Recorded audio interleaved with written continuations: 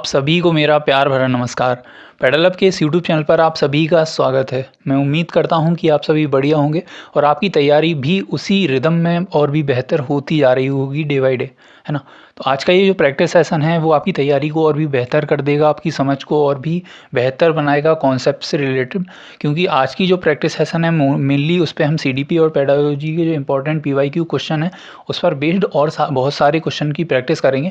और कहीं न कहीं हम ये समझेंगे किस तरीके से अपने क्वेश्चन को अटेम्प्ट करना है और क्या हमारी मेंटालिटी होनी चाहिए किसी भी क्वेश्चन को अटेम्प्ट करते समय, है ना? तो इन क्वेश्चन से कहीं न कहीं आपने जो कॉन्सेप्ट अभी तक रिवाइज़ किए होंगे, उनको पढ़ा होगा, तो उनकी आपकी समझ और बेहतर होगी ताकि आप ये जान पाएँ कि अभी तक कॉन्सेप्ट की कितनी डीप नॉलेज आपको पता है और प्रैक्टिकल नॉलेज में, क्योंकि कॉन्सेप्ट या थ्योरी पढ़ना एक अलग बात है और उनको क्वेश्चनों में प्रैक्टिकली अप्लाई करना एक दूसरा उसका पहलू है। तो उसको दूसरे जो पहलू है वही एग्ज़ाम के पॉइंट ऑफ व्यू से ज़्यादा इंपॉर्टेंट हो जाता है। तो आज उसी पहलू पर हम काम करेंगे। तो बढ़ते हैं हमारे आज के प्रैक्टिस सेशन में, जिसमें हम मेनली जीडीपी और आपके पेडागोजी के जो पीवाईक्यू क्वेश्चन है उस पर बेस्ड क्वेश्चन करेंगे, जो कहीं ना कहीं हमारे लिए हेल्पफुल होंगे हमारे आने वाले सीटेट एग्ज़ाम या कोई भी आपका जॉब रिलेटेड एग्ज़ाम होगा जो टीचिंग स्पेशली है, उसमें आपकी बहुत ही ज़्यादा मदद करने वाले हैं। तो बढ़ते हैं हमारे प्रैक्टिस क्वेश्चंस की तरफ। और अगर आपने हमारे पीवाईक्यू क्वेश्चन की पिछली प्रैक्टिस वीडियोस देखी हैं या आपने चैनल पर कहीं ना कहीं आके जुड़ के कुछ ना कुछ प्रैक्टिस की है और आपका कोई डाउट है, या तो वो किसी ना किसी क्वेश्चन के रिगार्डिंग होगा या अदर किसी भी फील्ड में आपका डाउट है जो टीचिंग से रिलेटेड है, तो आप हमसे हमारे ग्रुप के माध्यम से जुड़ के जरूर पूछ सकते हैं। इसकी लिंक आपको नीचे डिस्क्रिप्शन बॉक्स में मिल जाएगी, उसके थ्रू आप इजीली हमारे ग्रुप से कनेक्ट कर सकते हैं। और जो चैनल है पेडल अप ऑफिशियल पर, उस पर आपको कहीं ना कहीं ये सेशंस की पीडीएफ फाइल भी मिल जाती है, तो आप उस पर आसानी से जुड़ सकते हैं। आज के क्वेश्चनों की अगर बात करें तो फर्स्ट क्वेश्चन है कि major drawback of multigrade teaching is, मतलब आपको ये बताना है कि मल्टीग्रेड जो शिक्षण होता है उसका क्या प्रमुख दोष है। It puts more responsibility on learners, it may create indiscipline, it allows less individual attention, it makes teachers inactive. तो पहले ये समझते हैं कि आखिर मल्टीग्रेड टीचिंग होती क्या है ना? अगर आप सभी ने इंटर्नशिप में टीचिंग करी है या अलग अलग फॉर्म में आपने प्राइवेट स्कूल्स में अदर कहीं पढ़ाया है, तो मल्टीग्रेड टीचिंग का मेनली मोटिव ये होता है कि मान लो एक टॉपिक है, ठीक है, और आपको पता है ये जो टॉपिक है वो क्लास फर्स्ट में भी है, क्लास सेकंड में भी है और क्लास थर्ड में भी है। तो आप क्या करते हैं एज अ टीचर, आप तीनों क्लास के बच्चों को कंबाइन करके एक ही क्लास में बैठा लेते हैं और सेम टॉपिक को आप बेसिक से स्टार्ट करते हैं और कहीं न कहीं एक थोड़े से एडवांस लेवल तक ले जाने की कोशिश करते हैं, जिससे इन तीनों क्लास में जो कंटेंट है वो कवर अप हो जाए पर्टिकुलर टॉपिक से रिगार्डिंग। तो इस टीचिंग को आप जो नाम देंगे उसे कहते हैं मल्टी ग्रेड टीचिंग, क्योंकि आप अलग अलग ग्रेड के बच्चों को एक साथ बैठाकर पढ़ा रहे हैं। आई होप ये मल्टी ग्रेड का कॉन्सेप्ट आपको क्लियर हो गया होगा। तो अब इस वजह से क्या ड्रॉबैक है इस टेक्निक का या इस प्रकार की टीचिंग का, क्या इससे आपको प्रमुख दोष देखने को मिलता है। तो जब आप मल्टीग्रेड टीचिंग कराते हैं तो क्या होता है, जैसे आप एक क्लास में अगर बच्चों को पढ़ा रहे हैं, एक क्लास मान लो 25 बच्चे हैं आपके, ठीक है, तो आप कोशिश करते हैं कि हर एक बच्चे से आप कोऑर्डिनेट कर पाएँ, कांटेक्ट कर पाएँ। लेकिन जब आप मल्टीग्रेड टीचिंग करेंगे तो आपकी एक ही क्लास में कई सारी और क्लासों के बच्चे बैठे होंगे, तो जो नंबर ऑफ स्टूडेंट्स हैं वो बहुत ज़्यादा हो जाएंगे। इस हिसाब से आप जो बच्चे पर अटेंशन देना होगा पर्टिकुलर इंडिविजुअल बच्चे पर, वो कहीं ना कहीं और कम हो जाएगा। तो इसका सबसे बड़ा जो ड्रॉबैक है, it allows less individual attention, है ना? इस हिसाब से जो हमारा आंसर होगा वो थर्ड ऑप्शन होगा। और आई होप आप इसको बहुत अच्छे से एक्सप्लेनेशन के माध्यम से समझ गए होंगे। अगला क्वेश्चन कहता है कि which of the following qualities is considered most essential for a teacher, मतलब टीचर के लिए सबसे इंपॉर्टेंट क्या है। वैसे तो एज अ टीचर आपके अंदर बहुत सारी क्वालिटीज़ होनी चाहिए, क्योंकि जो टीचर है वो कहीं ना कहीं ऐसे ही घड़े के समान है जिसमें बहुत सारी चीज़ें पहले से ही मौजूद होनी चाहिए, क्योंकि आप अलग अलग अपने बिहेवियर से स्टूडेंट्स की लर्निंग कराने में मदद करते हैं। बट उसमें अगर पूछा जाए कि मोस्ट इसेंशियल क्वालिटीज़ क्या होनी चाहिए आपके अंदर, क्या वो आपको एक्सपर्ट बनाना होना चाहिए एज अ सब्जेक्ट, या लर्न पर्सन मतलब सीखते रहने वाले व्यक्ति होना चाहिए, या वेल ड्रेस्ड मतलब बहुत अच्छी वेशभूषा वाला व्यक्ति होना चाहिए, या एक लॉट ऑफ पेशेंस वाला व्यक्ति, बहुत धैर्य वाला व्यक्ति होना चाहिए। तो जब टीचिंग करते हैं तो टीचिंग एक लाइफ लॉन्ग प्रोसेस है, हम सभी जानते हैं। लेकिन टीचिंग में या अधगम में बच्चे को सिखाने में आपको सबसे ज़्यादा जो ज़रूरत पड़ती है वो है आपके पेशेंस की, क्योंकि आप एक टॉपिक पढ़ा रहे हैं, हो सकता है बच्चा एक ही दिन में सीख जाए, और हो सकता है उस टॉपिक को पर्टिकुलर एक सब्जेक्ट को, एक कॉन्सेप्ट को सीखने में बच्चे को कई सारे दिन लग जाएँ, है ना? इसको मैनेज करने के लिए आपके अंदर जो मेनली चीज़ होनी चाहिए वो है आपका पेशेंस। तो इसका जो सही आंसर होगा या मोस्ट इसेंशियल क्वालिटी कहें टीचर की, तो वो है धैर्य, है ना? अगले क्वेश्चन की बात करते हैं कि which of the following is a projective test of personality. तो पर्सनालिटी का अगर आपने कॉन्सेप्ट या टॉपिक पढ़ा है तो बहुत अच्छी बात है। अभी हम उसको इस क्वेश्चन में अप्लाई करके देखते हैं कि आपको ये बताना है कि प्रोजेक्टिव टेस्ट ऑफ पर्सनालिटी इनमें से कौन सा है। क्या मिनेसोटा मल्टीफेजिक पर्सनालिटी इन्वेंट्री है, या सोशियोमेट्रिक है, या वर्ड एसोसिएशन टेस्ट है, या बेल एडजस्टमेंट इन्वेंट्री है। तो अगर बात करें प्रोजेक्टिव टेस्ट ऑफ पर्सनालिटी, तो इसका जो सही आंसर होगा, क्योंकि ये फैक्चुअल बेस्ड क्वेश्चन है, अगर आपने पढ़ा है तो पढ़ा है, नहीं पढ़ा है तो नहीं आएगा, है ना। तो इसका जो सही आंसर होगा वर्ड एसोसिएशन टेस्ट होगा। अब जरा इनके बारे में हम डिस्कस कर लेते हैं कि एक्चुअल में ये है। तो मिनेसोटा जो मल्टीफेजिक पर्सनालिटी है, इसमें कहीं ना कहीं आपको नाम से क्लियर होगा कि मल्टीफेजिक पर्सनालिटी इन्वेंट्री। तो एक पर्टिकुलर बंदे की अलग अलग आयामों का हम इसमें कहीं ना कहीं परीक्षण करते हैं, है ना, टेस्ट करते हैं, तो उससे एक ही व्यक्ति के अलग अलग पक्षों के बारे में हमें जानकारी मिलती है। सोशियोमेट्रिक टेस्ट क्या है कि बच्चे का किसी व्यक्ति का पर्टिकुलर समाज से, किसी समूह से क्या संबंध है, आपसी क्या रिलेशन है, उसके ऊपर जब हम स्टडी या टेस्ट लेते हैं तो उसे सोशियोमेट्रिक टेस्ट कहते हैं। वर्ड एसोसिएशन टेस्ट क्या होता है कि आप कहीं ना कहीं आपके अचेतन मन में जो चीज़ें बैठी हों, ठीक है, और मुझे आपसे वो चीज़ निकलवानी हो क्योंकि आपको वो कहीं ना कहीं परेशान कर रही हैं और आपको वो चीज़ अभी रिकॉल नहीं कर पा रहे हैं कि एक्चुअल में क्या चीज़ है जो आपको दिक्कत दे रही है, प्रॉब्लम क्रिएट कर रही है आपकी डे टू डे लाइफ में। तो आपने रैपिड फायर एक राउंड सुना होगा कि कुछ मैं शब्द बोलूँगा, आप उसका तुरंत जो आपके दिमाग में उस पर्टिकुलर एक वर्ड को सुनकर जो चीज़ आएगी वो आप मुझे बताएंगे। जैसे मैंने कहा कुर्सी, आप कहोगे मेज। तो ये कहीं ना कहीं रिलेशन आपको एसोसिएशन देखने को मिलता है। इसी टेस्ट का नाम है वर्ड एसोसिएशन टेस्ट। और बेल एडजस्टमेंट टेस्ट इन्वेंट्री या टेस्ट की बात करें तो इसमें कहीं ना कहीं किसी पर्टिकुलर एक व्यक्ति की उसके सराउंडिंग या उसके एनवायरनमेंट में क्या रिलेशन है वो देखा जाता है। आई होप आपको ये चीज़ क्लियर हो गई होगी। तो बढ़ते हैं अपने अगले क्वेश्चन की ओर कि इंडिविजुअल अटेंशन और education is considered desirable for. मतलब आपको ये बताना है कि जो इंडिविजुअल अटेंशन या एजुकेशन होती है वो किस तरीके से आप उसे वांछनीय मान सकते हैं। ऑल स्टूडेंट, स्लो लर्नर के लिए, या इंटेलिजेंट टैलेंटेड स्टूडेंट्स के लिए, या बोथ बी एंड सी के लिए। तो अगर बात करें इंडिविजुअल अटेंशन है एजुकेशन के लिए ज़्यादा वो डिज़ायरेबल है, तो एजुकेशन सभी के लिए डिज़ायरेबल है। ऐसे नहीं है कि एजुकेशन की नीड किसी पर्टिकुलर एक तरीके ही बंदे को और दूसरे तरीके के ना हो, है ना। तो इंडिविजुअल इज़ इम्पोर्टेंट और is considered desirable for all students, ये बात आपको ध्यान रखनी है। तो इसका जो सही आंसर होगा वो है आपका ऑप्शन नंबर 1। अब ये आप अगर क्वेश्चन देख रहे हैं तो ये क्वेश्चन आप कहीं से रट नहीं सकते, इसमें आपको सॉल्व करने के लिए अपनी कॉमन सेंस लगानी ही पड़ेगी, है ना। ऐसा नहीं है ये कहीं आपको एमसीक्यू के फॉर्म में या किसी टॉपिक में ये चीज़ दिख जाए। जब आप इसमें अपना कॉमन सेंस लगाएंगे, अप्लाइड करेंगे उसको क्वेश्चन में, तो आपका इजीली आंसर क्रैक हो जाएगा। इस बात को आपको ध्यान रखना है। अगले क्वेश्चन की बात करें कि while on a trip to a hill station one of the student misbehave with an old lady you would. मतलब एज अ टीचर आप एक बच्चों को ट्रिप पे लेकर गए और वहाँ आपके कुछ बच्चों ने या पर्टिकुलर एक बच्चे ने किसी ओल्ड लेडी के साथ मिसबिहेव किया है, तो आप क्या करेंगे। उसका बिहेवियर को, मतलब उसकी फॉल्ट को एक्सेप्ट नहीं करेंगे क्योंकि आप बहुत रेपुटेड स्कूल से आते हैं, या उस ओल्ड लेडी से कहीं ना कहीं आर्ग्यू करेंगे, है ना, और पुलिस को बुलाने की बात करेंगे, या स्टूडेंट को अपोलाइज करने के लिए कहेंगे कि सॉरी मांगी उनसे, या उसको कहीं ना कहीं वेल बिहेव्ड पर्सन बनाने की उस समय कोशिश करेंगे। ये अच्छा मौका हो सकता है आपको एक अच्छी लर्निंग कराने का, है ना, बाकी स्टूडेंट के लिए। या सीधा आप मतलब जहाँ जो पर्टिकुलर ये इंसिडेंट हुआ है वहाँ से चले जाएंगे। तो मेनली है कि आप हर एक सिचुएशन को एक लर्निंग की अपॉर्चुनिटी की तरह देखें। तो उसमें आप बच्चे को कहीं ना कहीं माफ़ी मांगने के लिए कहेंगे और बाकी स्टूडेंट के लिए ये लर्निंग होगी कि हमें किसी के साथ मिसबिहेव नहीं करना चाहिए, है ना। तो इसका जो आंसर होगा वो है आपका ऑप्शन नंबर सी, या थर्ड कह सकते हैं। अगला क्वेश्चन कहता है what do you think is the best tool to motivate student. मतलब बच्चों को कहीं ना कहीं मोटिवेट करने के लिए सबसे बेस्ट टूल क्या है। ऑडियो विजुअल एड का यूज़ करना, लेसन बहुत ज़्यादा इंटरेस्टिंग बनाना, या कहीं ना कहीं उनमें सहयोग की भावना विकसित करना, सहयोग आपस में कराने की कोशिश करना, या उनके पेरेंट्स से मिलना। तो यहाँ देखिए पेरेंट्स से मिलना, उनके अंदर मोटिवेट डेवलप करने का आपस में कोई संबंध है नहीं। ऑडियो विजुअल एड एक हाँ हो सकता है, आप कुछ मोटिवेशन स्टोरी या मोटिवेशन पोएम या सॉन्ग सुना दें तो थोड़ी देर के लिए वो चीज़ काम करेगी, but in the long run वो काम नहीं करेगी, है ना। तो इस हिसाब से फर्स्ट भी कट जाएगा। अब लेसन को अगर आप इंटरेस्टिंग बनाएंगे तो इंटरेस्ट तो बढ़ेगा, लेकिन ये जरूर नहीं है कि उससे उनके अंदर मोटिवेशन आए, है ना। तो मोटिवेशन के लिए जब सहयोग की उनके अंदर भावना आएगी तो वो ना कहीं ऐसा काम करेगी कि उनके अंदर एक मोटिवेशन अंदर से निकलेगा, और जिसे हम इंट्रिंसिक मोटिवेशन के नाम से जानते हैं, और वही लॉन्ग टर्म में ज़्यादा कारगर होता है। तो जो हमारा सही आंसर होगा वो है आपका ऑप्शन नंबर सी। बढ़ते हैं अगले क्वेश्चन की ओर। तो अगला क्वेश्चन कहता है कि as per the RT act 2009 how many teachers will be provided in a school having classes 1 to 5 and total 62 student.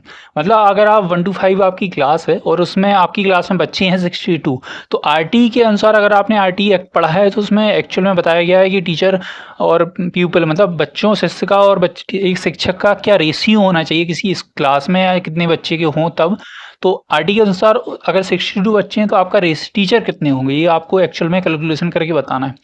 तो इसमें जो अगर बात करें 62 अगर बच्चे हैं आपकी क्लास में तो टीचर की जो नंबर है काउंट नंबर ऑफ टीचर्स हैं वो 3 होने चाहिए। अब इसका मेनली क्या होता है, क्या इसका नियम है, अगर आपने पढ़ा है आरटी तो आरटी के बारे में सीधा आपको ये पता है। मेनली पहली बात अगर मेन जो बात करें कि 6 से 14 वर्ष के बच्चों को मुफ्त में आपको और अनिवार्य शिक्षा देनी है, ये हम सभी जानते हैं, ठीक है। अब अगर बात करें 60 टीचर हैं तो जो आपका रेशियो होगा तो वो आपका, जैसे अगर बात करें कि 60 टीचर हैं तो आपका मेनली 2 होगा, ठीक है। 30:1 लेके चलिए, लेकिन अगर 60 से आगे बढ़ा 62 हो गया तो 3 होगा। अब ये कब तक होगा, 61 से अगर आपका 90 है, अगर इसको मैं एक टेबलर फॉर्म में कराने की कोशिश करूँ आप यहाँ से, जैसे अगर मान के चलिए आपके में 60 हैं छात्र तो आपके टीचर होंगे 2।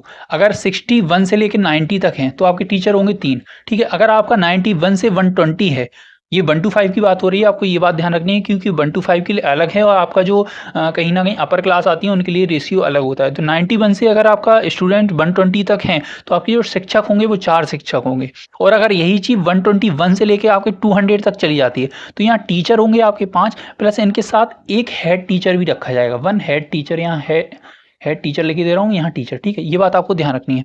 और अगर आपके स्कूल में अगर कहीं ना कहीं आपके 200 से अधिक बच्चे हैं, ठीक है, तब आपका प्रति 40 मतलब 40 रेशियो आपका 1 होगा। और यहाँ चल रहा है आपका 30:1। तो ये बात आपको ध्यान रखनी है क्योंकि ये एक्चुअल में फैक्चुअल वे से जो आरटी में दी गई है वो आपको याद करनी पड़ेगी। तो नॉर्मल 1 to 5 के लिए आपका 30:1 है, लेकिन अगर बच्चे 200 से ज़्यादा बढ़ते हैं तो वहाँ आपका 40:1 आ जाएगा, प्लस आपका एक हेड टीचर भी आ जाएगा यहाँ पे, ठीक है। तो ये बात आप ध्यान रखिए, अगर चाहें तो आप स्क्रीनशॉट इसका ले सकते हैं। तो इसका जो आंसर होगा वो होगा 3। ये चीज़ आपको क्लियर हो गई है। अगले क्वेश्चन की ओर बढ़ते हैं। A teacher uses audio visual ads and physical activities in his और हर टीचिंग बिकॉज दे, मतलब एक टीचर है वो ऑडियो विजुअल एक्टिविटीज़ या फिजिकल एक्टिविटीज़ का यूज़ करता है अपनी टीचिंग मेथड में। तो वो क्यों करता है ऐसा? Provide diversion to learner, provide relief to teacher, utilize maximum number of senses to enhance learning, या फैसिलिटीज़ या फैसिलिटेट इफेक्टिव असेसमेंट। तो असेसमेंट की यहाँ बात नहीं हो रही क्योंकि टीचिंग लर्निंग प्रोसेस की है। तो ऑडियो विजुअल ऐड का वो इसलिए फिजिकल एक्टिविटीज़ का यूज़ करता है क्योंकि वो ज़्यादा से ज़्यादा सेंसेस को एक्टिव कर पाए बच्चों की, ताकि सेंसेस का जो एक्सपीरियंस बच्चों को वो ज़्यादा से ज़्यादा उनकी लर्निंग में मदद हो। तो इसका जो सही आंसर होगा वो होगा ऑप्शन नंबर 3, है ना। अगले क्वेश्चन की अगर बात करते हैं, विच of the following method should be used for a true evolution of student. मतलब अगर बच्चे का रियलिटी में आकलन करना या मूल्यांकन करना चाहते हैं तो आप किस चीज़ का, किस विधि का उपयोग करेंगे? एकेडमिक इवोल्यूशन का, मतलब शैक्षणिक मूल्यांकन का, या कंटिन्यूस सतत मूल्यांकन का, कि कहीं ना कहीं पाठ्यक्रम के अंत में जाके मूल्यांकन करेंगे, या हर 6 महीने बाद आप उसका मूल्यांकन करेंगे?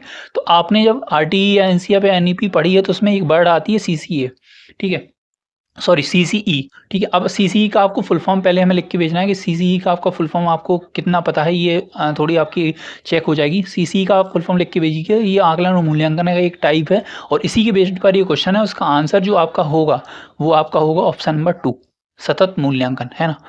बच्चों का मूल्यांकन बेहतरीन तरीके से करने के लिए आपको सतत मूल्यांकन विधि का उपयोग करना पड़ेगा जो सीसीई के अंतर्गत आती है। सीसीई का फुल फॉर्म आप हमें कमेंट बॉक्स में लिख के जरूर बताइएगा। अगले क्वेश्चन की बात करेंगे, स्टूडेंट्स लर्न मोर वाई, मतलब बच्चे सबसे ज़्यादा किससे सीखते हैं? ये क्वेश्चन कई सारे एग्जाम्स में रिपीट हुआ है बार बार, तो हम सभी जानते हैं। और मैं चाहूँगा कि इसका आंसर आप कमेंट बॉक्स में हमें खुद से भेजें क्योंकि आप इतनी प्रैक्टिस कर रहे हैं तो इतनी अंडरस्टैंडिंग आपकी खुद की डेवलप हो गई होगी। Multilingual approach to schooling from the very beginning is mainly helpful in countering the ill effect of, मतलब आप देखते हैं मल्टीलिंगुअल अप्रोच की बात की जा रही है हर स्कूल में। तो ये कहीं ना कहीं किस दुष्परिणाम के प्रभाव को कम करने का काम करती है? कहीं ना कहीं वीक कम्युनिकेशन स्किल का को हटाने का काम करती है, काउंटर करने का काम करती है, या ड्रॉप आउट रेट जो बढ़ रहे हैं उनको कम करने का काम करती है, लर्निंग डिसेबिलिटीज़ को कम करने का काम करती है, लूज वंस ओन लैंग्वेज, कहीं ना कहीं हम अपनी मातृभाषा को खो रहे हैं उसका काम करती है। तो मल्टीलिंगुअल अप्रोच इसलिए लाई गई क्योंकि इसमें सीधा सा एक अगर बात करें क्या इसका मेन पॉइंट है या क्या मेन ऑब्जेक्टिव है, तो बच्चों को उनकी मातृभाषा में सिखाना, है ना। उनकी मदर टंग में सिखाना। तो वो किस लिए अप्रोच लाएगी, क्योंकि एक तो बच्चे अपनी मातृभाषा सबसे ज़्यादा सीखते हैं, दूसरा कहीं न कहीं हम एक ऐसी भाषा के पीछे भाग रहे हैं जो हमारी जेनेटिकल लैंग्वेज नहीं है या हमारी मदर टंग नहीं है। तो कहीं न कहीं उसको सीखने के चक्कर में ऐसा हो रहा है कई बार हमारे बच्चों को हमारी खुद की मदर टंग नहीं आती, जो एक्चुअल में जेनेटिक आप लैंग्वेज उसे कह सकते हैं। तो इसका जो सही आंसर होगा कि लूज़ वन्स ओन लैंग्वेज को कम करने के लिए हम मल्टीलिंगुअल अप्रोच लाए हैं। तो इसका जो आंसर होगा वो होगा फोर्थ। अगले क्वेश्चन की बात करें कि development starts from pre childhood stage, pre natal stage, the stage of infancy या पोस्ट चाइल्डहुड स्टेज। तो आपका विकास कहाँ से शुरू होता है? तो आप सभी को पता है कि गर्भ से लेकर कब्र तक जाता है आपका विकास। वो जो गर्भ है वो क्या है? प्री नेटल स्टेज है। अगर आप इस स्टेज के बारे में और ज़्यादा पढ़ना चाहते हैं तो आपको इसी चैनल पर एक प्लेलिस्ट मिल जाएगी जो कहीं न कहीं आपके टॉपिक्स कवर किए गए हैं और प्रीनेटल बहुत अच्छी तरीके से उसमें बताया गया है। तो आप सीटेट फुल कोर्स के नाम से प्लेलिस्ट देख सकते हैं, उसमें आपको सारे टॉपिक मिल जाएंगे, है ना। अगले क्वेश्चन की बात करें, ICTs is developing in the developing world have the potential to enhance the education experience for children who. मतलब विकासशील देशों में आईसीटी का आजकल आप देख रहे हैं आईसीटी का बहुत ज़्यादा उपयोग बढ़ गया है, ठीक है। उसका मेनली क्या रीज़न है, क्यों बढ़ गया है, आपको ये बताना है। ये कहीं न कहीं आपको देखना है ग्रामीण और दूर-दराज के स्थानों को जोड़ने का काम करता है, ठीक है। ये कहीं न कहीं अपने सीखने की आवश्यकताओं का पूरा करता है। इसमें कहीं न कहीं आपको शारीरिक विकलांग जो चीज़ें होती हैं उसको कहीं न कहीं ये कम करने का काम करता है, कहीं न कहीं उनके लिए हेल्पफुल है जो फिजिकली डिसेबल हैं। तो इनके मुझे लगता है ये जो आईसीटी का यूज़ है, जी हम ऊपर के जो तीनों ऑप्शन दे रखे हैं उन सभी के लिए करते हैं। जो हमारा आंसर होगा वो होगा ऑल ऑफ दीज़, है ना। क्योंकि आईसीटी हमारे लिए कहीं न कहीं बहुत ज़्यादा मददगार साबित है, चाहे वो कनेक्टिविटी की बात हो, चाहे वो स्पेशल नीड को पूरा करने की बात हो या फिजिकल डिसेबल बच्चों को हमें लर्निंग करानी हो उसके ऊपर बात हो, है ना। अगर बात करें अगले क्वेश्चन की, तो dynamic approach to teaching means, मतलब आपको ये बताना है कि जो डायनामिक अप्रोच हम फॉलो करते हैं टीचिंग में उसका क्या मतलब है। लर्निंग थ्रू एक्टिविटीज़ है, फोर्सफुल इफेक्टिव टीचिंग है, या teacher must energetic and dynamic है, या topic should be dynamic not static है।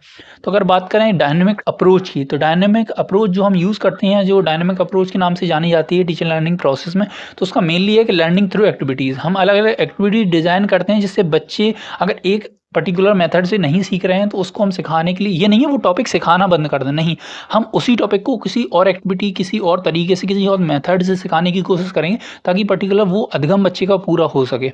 तो उसे हम कहते हैं डायनामिक अप्रोच इन टीचिंग, है ना। तो विभिन्न एक्टिविटी की मदद से हम बच्चे को अधिगम कराएंगे।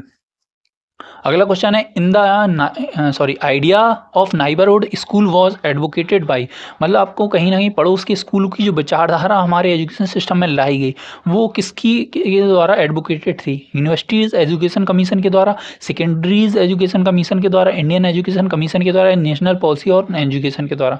तो पड़ोसी या नाइबरहुड स्कूल की जो अवधारणा थी वो मेनली दी गई थी कोठारी कमीशन के द्वारा। और कोठारी कमीशन को आप 64-66 के नाम से जानते हैं, इंडियन एजुकेशन कमीशन 64-68, है ना। अब इसमें मेनली याद करने वाली क्या बात है, कुछ चीज़ें इंपॉर्टेंट हैं जो बता दें कि यूनिवर्सिटी एजुकेशन कमीशन है, जैसे हम राधाकृष्णन कमीशन के नाम से भी जानते हैं, इसकी सन आपको याद रखनी है 1948 और 49। अगर बात करें सेकेंडरी एजुकेशन कमीशन की, तो इसे मुदालियर कमीशन के नाम से जानते हैं, इसका जो सन है वो 52-53 है। और एजुकेशन जो पॉलिसी है आपकी 86 की, वो कहीं ना कहीं कोठारी आयोग के बाद या आपकी सेकेंड एजुकेशन पॉलिसी है। तो ये आपको बेसिक पता ही है। अगले क्वेश्चन की अगर बात करें कि recognition of alphabets commands at the age of, मतलब बच्चों में कहीं ना कहीं अक्षरों की पहचान किस उम्र से आना स्टार्ट हो जाती है। तो ये चीज़ जब बच्चों में आती है वो आती है 3 साल के बच्चों में, ये कहीं ना कहीं आपको देखने को मिलती है। तो इसका जो सही आंसर होगा 3 वर्ष। अगर आप ऐसे फैक्चुअल क्वेश्चन चाहते हैं इसकी भी आपको वही सेम कंटेंट वाले प्लेलिस्ट में आपकी इसके ऊपर एक जो आपका इन्फेंसी स्टेज में है कि कब कितने साल में बच्चा क्या क्या सीख लेता है उसके ऊपर पूरी एक डिटेल लेक्चर है, तो आप वो वहाँ से अपने नोट्स कवर अप कर सकते हैं। अगले क्वेश्चन की बात करें, in case the parents of a child report that the child has starting telling lies and does not bother about the homework you would, मतलब एक पेरेंट्स जो माता पिता हैं आपसे रिपोर्ट करते हैं, आपसे शिकायत करते हैं कि बच्चा बहुत ज़्यादा झूठ बोलता है, तो घर के जो काम आप देते हैं उसकी भी परवाह नहीं करता, तो आप क्या करेंगे? उसे कहीं ना कहीं अपमानित करेंगे, उसकी काउंसलिंग करेंगे, या ज़्यादा परेशान ना हो ऐसी सलाह देंगे माता पिता को, या बच्चों को सजा देंगे?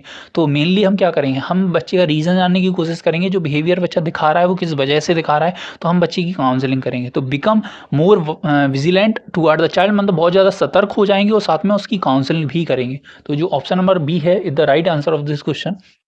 अगले क्वेश्चन की बात करें कि which of the following best describes the effect of heredity upon development, मतलब आनुवंशिकता का जो प्रभाव हम डेवलपमेंट पे देखते हैं वो सबसे ज़्यादा बेहतर रूप से आपके सामने किस तरीके से वर्णित किया जा सकता है।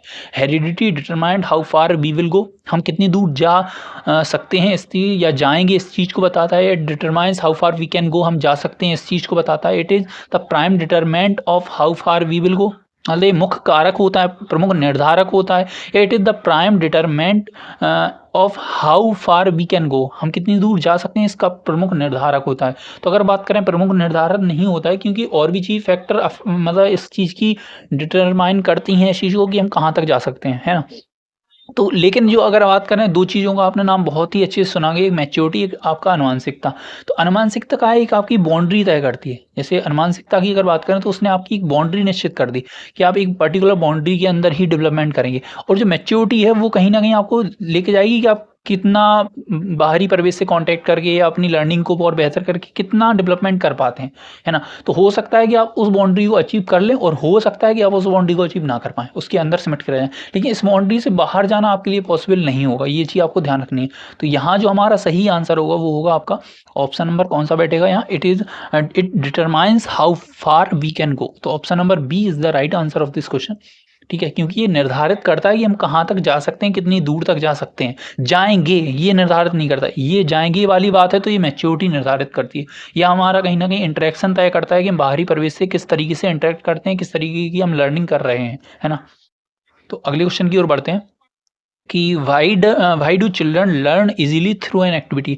हम कहते हैं बच्चों को एक्टिविटी कराओ, एक्टिविटी कराओ, क्यों कराओ, मतलब उसका रीज़न क्या है, क्या वजह है बच्चों को एक्टिविटी कराने के माध्यम से लर्निंग करानी चाहिए।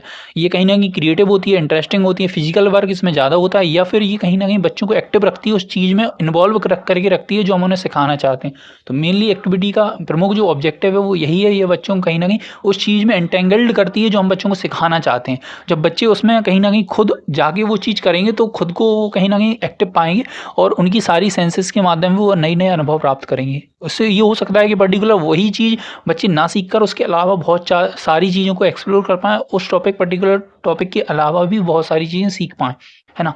तो इसका जो सही आंसर होगा तो वो होगा आपका ऑप्शन नंबर 4। अगले क्वेश्चन की ओर बढ़ते हैं कि school are considered centers for socialization as they help children, मतलब जो स्कूल होते हैं वो कहीं ना कहीं कंसीडर उनको किया जाता है सामाजिकरण के केंद्र के रूप में, जो बच्चों की मदद करते हैं। तो किस तरीके से वो स्कूल जो है बच्चे की मदद करते हैं, एक अच्छा नागरिक बनने में, वैल्यू और ट्रेडिशन सीखने में, मूल्य और परंपराओं को सीखने में, या रूल और रेगुलेशन की कहीं न कहीं क्या उनका रोल है समाज में, उसकी जागरूकता के लिए, या कहीं न कहीं नॉलेज को एक्वायर करने में। तो बच्चों को स्कूल में इसलिए भेजा जाता है कि वो कहीं न कहीं मोरल वैल्यू या ये सब चीज़ें बच्चे सीख के आएँ, ताकि वो अच्छे नागरिक बनें। तो मेनली हमारा ऑब्जेक्टिव स्कूल भेजने का बच्चों का ये होता है, एक्वायर वैल्यूज़ एंड ट्रेडिशन, है ना। तो यहाँ बट अगर ट्रेडिशंस बोलें तो ये भी ज़्यादा एप्रोप्रिएट नहीं होगा, यहाँ ज़्यादा एप्रोप्रिएट वर्ड होगा values.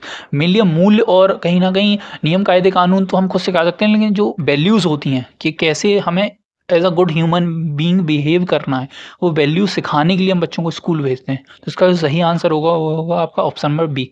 What is not a major concern of the school on the development of child's language competence, मतलब बच्चों में अगर भाषा दक्षता को लेकर बात करी जाए तो स्कूल की प्रमुख चिंता इनमें से कौन सी नहीं होती है। यहाँ एक जो वर्ड ज़्यादा फोकस करने वाला है, क्योंकि अक्सर हर एक कोई टीचर बताता है कि आपको नहीं पर ध्यान देना है, लेकिन फिर भी हमसे ये वर्ड मिस हो जाता है। तो यहाँ नहीं बट पूछा है आपसे कौन सा इनमें से नहीं होगा। जो इशू होते हैं related to articulation and literacy को लेकर, या इन्हेंस वोकेब, मतलब जो आपकी शब्दकोश है, शब्दावली, उसको मात्रा बढ़ाने को लेकर, या भाषा का उपयोग करने की या उसकी रचना संबंधी क्षमता बच्चे की, या to think and communicate with others, मतलब दूसरों के साथ कहीं ना कहीं संवाद और संप्रेषण करने की उसकी क्षमता। तो जो स्कूल की प्रमुख चिंताओं में शामिल नहीं है वो है कहीं ना कहीं उसकी वोकेब पर ध्यान, क्योंकि मेनली भाषा सिखाना इसकी स्कूल की तरफ से ये फोकस नहीं होता है कि बच्चे की ज़्यादा से ज़्यादा शब्दकोश बढ़ा दिया जाए, है ना। ये किसी भी स्कूल का मेन ऑब्जेक्टिव भाषा सिखाने को लेकर नहीं होता है। तो हमारा जो आंसर बनेगा जो स्कूल की प्रमुख चिंताओं में नहीं आता है वो है कहीं ना कहीं इनहेंसिंग वोकेबलरी। तो आपका option number B is the right answer. अगले क्वेश्चन को देखते हैं। The ICT in schools scheme of government of India was launched in the year for student to learn through computer aided learning process, मतलब आपने ICT के बारे में बहुत कुछ सुन रखा है। अब आपको बताना ये है कि एक्चुअल में जो आईसीटी आई थी वो किस वर्ष भारतीय सरकार द्वारा इंट्रोड्यूस की गई थी, ठीक है। तो ये अगर आपको पता है तो बहुत अच्छी बात है, अदरवाइज़ हम यहाँ फैक्चुअल बेस्ड क्वेश्चन है तो इसको जान लेते हैं। ये कहीं ना कहीं आपकी जुलाई मंथ में लाई गई थी, आईसीटी को इंट्रोड्यूस किया गया था। अब यहाँ आपको 2 सन दिख रहे, मतलब मेनली हो सकता है कि आप 2 सनों में कन्फ्यूज़ हों, 2004 2006 में। 2001 में आपका कहीं न कहीं आया था सर्व शिक्षा अभियान, आपको जो एसएसए के नाम से आप जानते हैं। 2003 में मैं रिकॉल नहीं कर पा रहा हूँ, शायद कुछ आया भी था, एग्ज़ैक्टली मुझे नहीं पता। अगर आपको 2003 के बारे में कुछ पता हो तो आप ज़रूर बताइएगा। तो आपका ये आया था 2004 में, जुलाई 2004 में, ठीक है। ये आप देखना 2006 में अगर आपको पता हो तो आप ये हमें कमेंट बॉक्स में लिख के भेजिएगा 2006 में क्या आया था। लेकिन आपको इसी का पता है आईसीटी को आगे चल के संशोधित किया गया। ये कब किया गया? तो जो संशोधन किया गया इसमें आगे चलकर वो जुलाई 2010 में किया गया था, ठीक है। और 2000 अप्रैल 2010 में क्या आया था? आरटीई को कहीं न कहीं लागू किया गया था संवैधानिक तौर पे। ये बात आपको ध्यान रखनी है। बढ़ते हैं अगले क्वेश्चन की ओर कि primary function of the school as an agent of society is, मतलब जो समाज के एजेंट के रूप में विद्यालय का प्राथमिक कार्य क्या है? सोशल स्टेबिलिटी को मेंटेन करके रखना, develop and adequate level of vocational competencies in children, या prepare the child for the life, या providing children with an understanding of their environment.